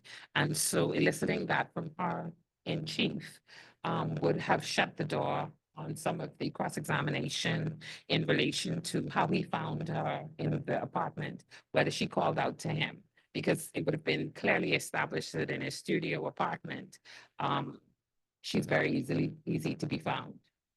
So some of those things we thought that you could have better prepared your witness, ask her the question in advance. So for instance, if you know that they have a criminal background, you would lead it. So that it takes a sting out of it when it's elicited in cross-examination. We thought that in relation to your cross-examination of Ms. Sampson, that was very effective, that you'd already identified what were the weaknesses in her case, and that you were clearly able to elicit those from her, and we were very impressed by that. We thought that in relation to your overall presentation, those were some of the issues, and we thought that you were a very strong advocate. The actual grade is not released, or we can give it. We can give it? Thank you. In relation to Thank you. In relation to Mr. Wilson, we were of the view that you were a strong advocate overall. We thought that in relation to your examination of the police officer, again, like your colleague, there were deficiencies. And so, again, in anticipating what would be asked in cross-examination, one of the first places you would go is the effectiveness of his investigation. So was there CCTV footage? Did he take witness statements from the persons of the church? Did he take witness statements of the things that were effectively pointed out in cross-examination? And so confrontation, identification, what were the deficiencies there? And also whether or not he had right to legal counsel. The caution was led by your colleague, not by you. And so we thought that, again, you didn't robustly lead some of those things from him. We're not putting you in a position of cross-examining your own witness, but there is a way to cushion that. I think maybe for both of you, our comments would not have been as strong if you'd been in an ordinary courtroom, allowed the benefit of re-examination, because it's possible maybe that some of the damage you could have repaired under re-examination, which is not allowed to you in the circumstances of the moot. In relation to your cross-examination of the defendant, we did not think that you were as strong as you could have been. You let him take control of you as opposed to the other way around. We felt that a lot of the points that you brought up when you closed was some of the points that you should have used against him when you were cross-examining him. We thought that in terms of your cross-examination, you never went for the jugular. You always led right up to it, and just when we thought you would pounce, you drew back. And so cross-examination is not meant for the faint of heart. When you led up to your point, take them out. And so we thought that just your ending needs to be stronger, and that cost you some points. We thought that your closing, particularly myself and Mr. Cumberbatch, thought that your closing was very strong and very effective. It started slow. I understand that it's customary to thank the jury, but the thanking went on for too long. And so it started slow, but ended extremely strong. And so we were of the view that it was an extremely strong closing. So we were very impressed overall. In terms of you, Ms. Tukulan, forgive me if I mispronounced your name. Thank you. We were very impressed with you overall. That was a position of all of us. We thought that your examination in chief of the defense witness was very effective. We thought that your cross-examination of the virtual complainant was exceedingly strong. We thought you correctly identified what were the issues and the inconsistencies, and you went at them and you attacked them. You closed on it. So unlike some of the comments that I made in relation to your colleague on the defendant, you actually closed and did go for the jugular very softly, very gently, but you made your point. We thought that in relation to your closing address, myself and my colleague to the right particularly liked your use of the factual matrix, the references to Adam and Eve, and the way that you wove the story and told that story, and was very, very effective in terms of how you brought it all home at the end. Extremely articulate, excellent, well done. We thought overall that you're a superb advocate. You're very comfortable with the facts and the law. Your objections were strong, and we're very impressed with you. Sir? We thought that your opening was also strong and clear, that you laid out the facts and that it was well reasoned. We thought that in relation to your examination of the defendant, that you asked salient questions. However, some of your questions were compound questions. And so we thought that your colleague on the other side could have objected a little more on that. We also think that you need to slow down. You're speaking a little quickly, and sometimes it was even difficult for that fine dance between yourself and your witness, for your witness to follow you. And so we thought that you need to slow down. In relation to your cross-examination of the investigator, we thought it was extremely effective.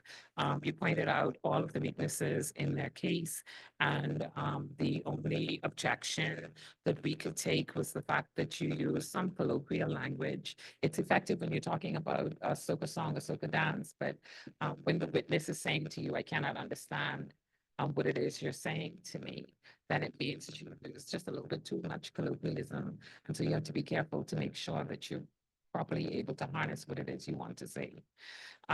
We thought that your colleague closed, and in your overall presentation, well done, Mr. Cumberbatch. Can you wish that? Yes, I would say that what I noted from the team in regards to Mr. Patrick and Ms. Tukuran, that they utilize the piggyback system. Every question they asked, they used the question before that and piggybacked on that and extended that and asked another question. And to do that is leading. In fact, that is encouraged. In fact, that is the way I learned to do it. in regards to, just as my learned colleague had said, slow it down. There's no race, right? You have plenty of time, not in this particular application, but in the normal course of things, you have time.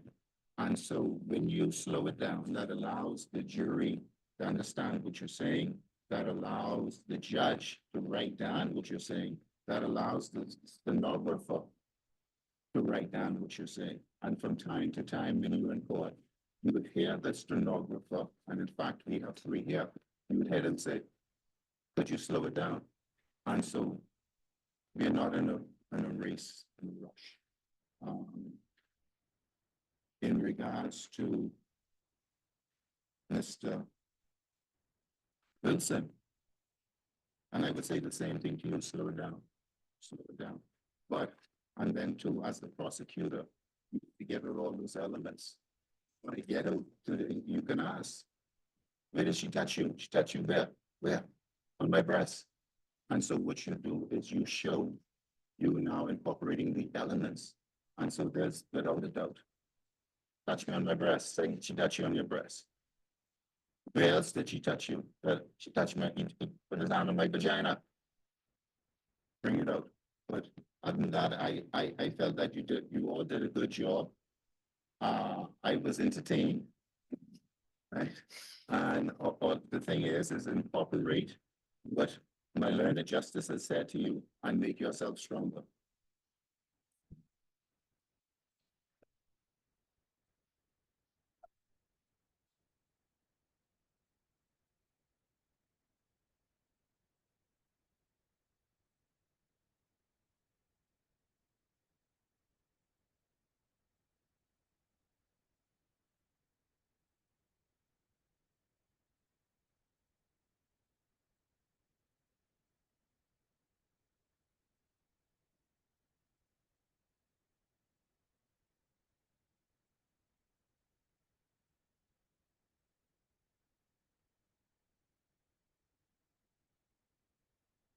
In terms of the overall scores for Mrs., I can give them, Mr. Guy.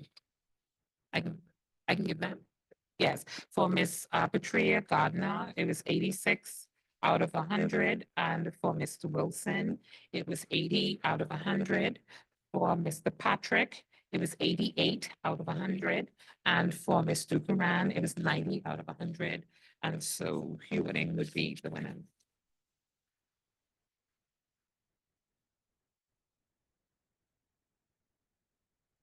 Thank you very much for having us.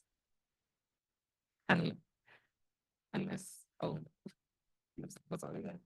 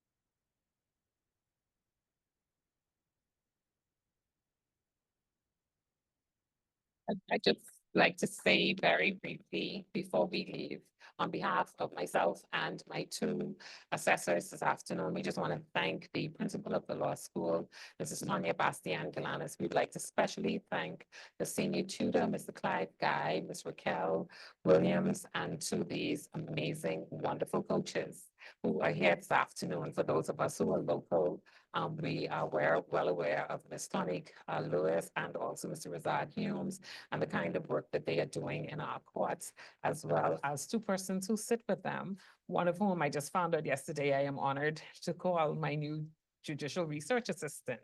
And also to the coach from Trinidad that we met this afternoon. It was wonderful. You all are doing an excellent job with these persons, and we are very, very proud of the work that you have done. So thank you so much. Is that Justice Ellis as well? Who's joined us? Yes. So thank you very much for having us. We are exceedingly grateful, and advocacy is strong and well in your hands. Thank you. Again,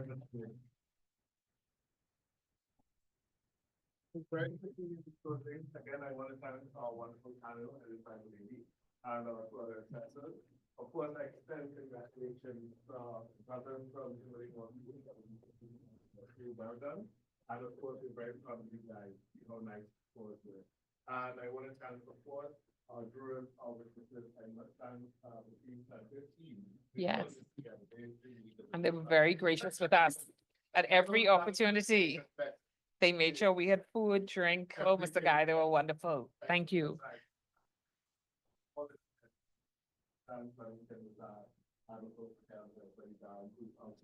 As you know, EVLS is back up tomorrow in defense, so I hope you took away some of the advice that Milady and the assessors gave, so you could give good cut and thrust tomorrow. I think as Milady said, I think the profession is in good hands when it comes to advocacy, where we look at just in Bahamas, but regional is happening at the law school. So thank everyone, thank our court officer, and Thank you very much, Mr. Clark.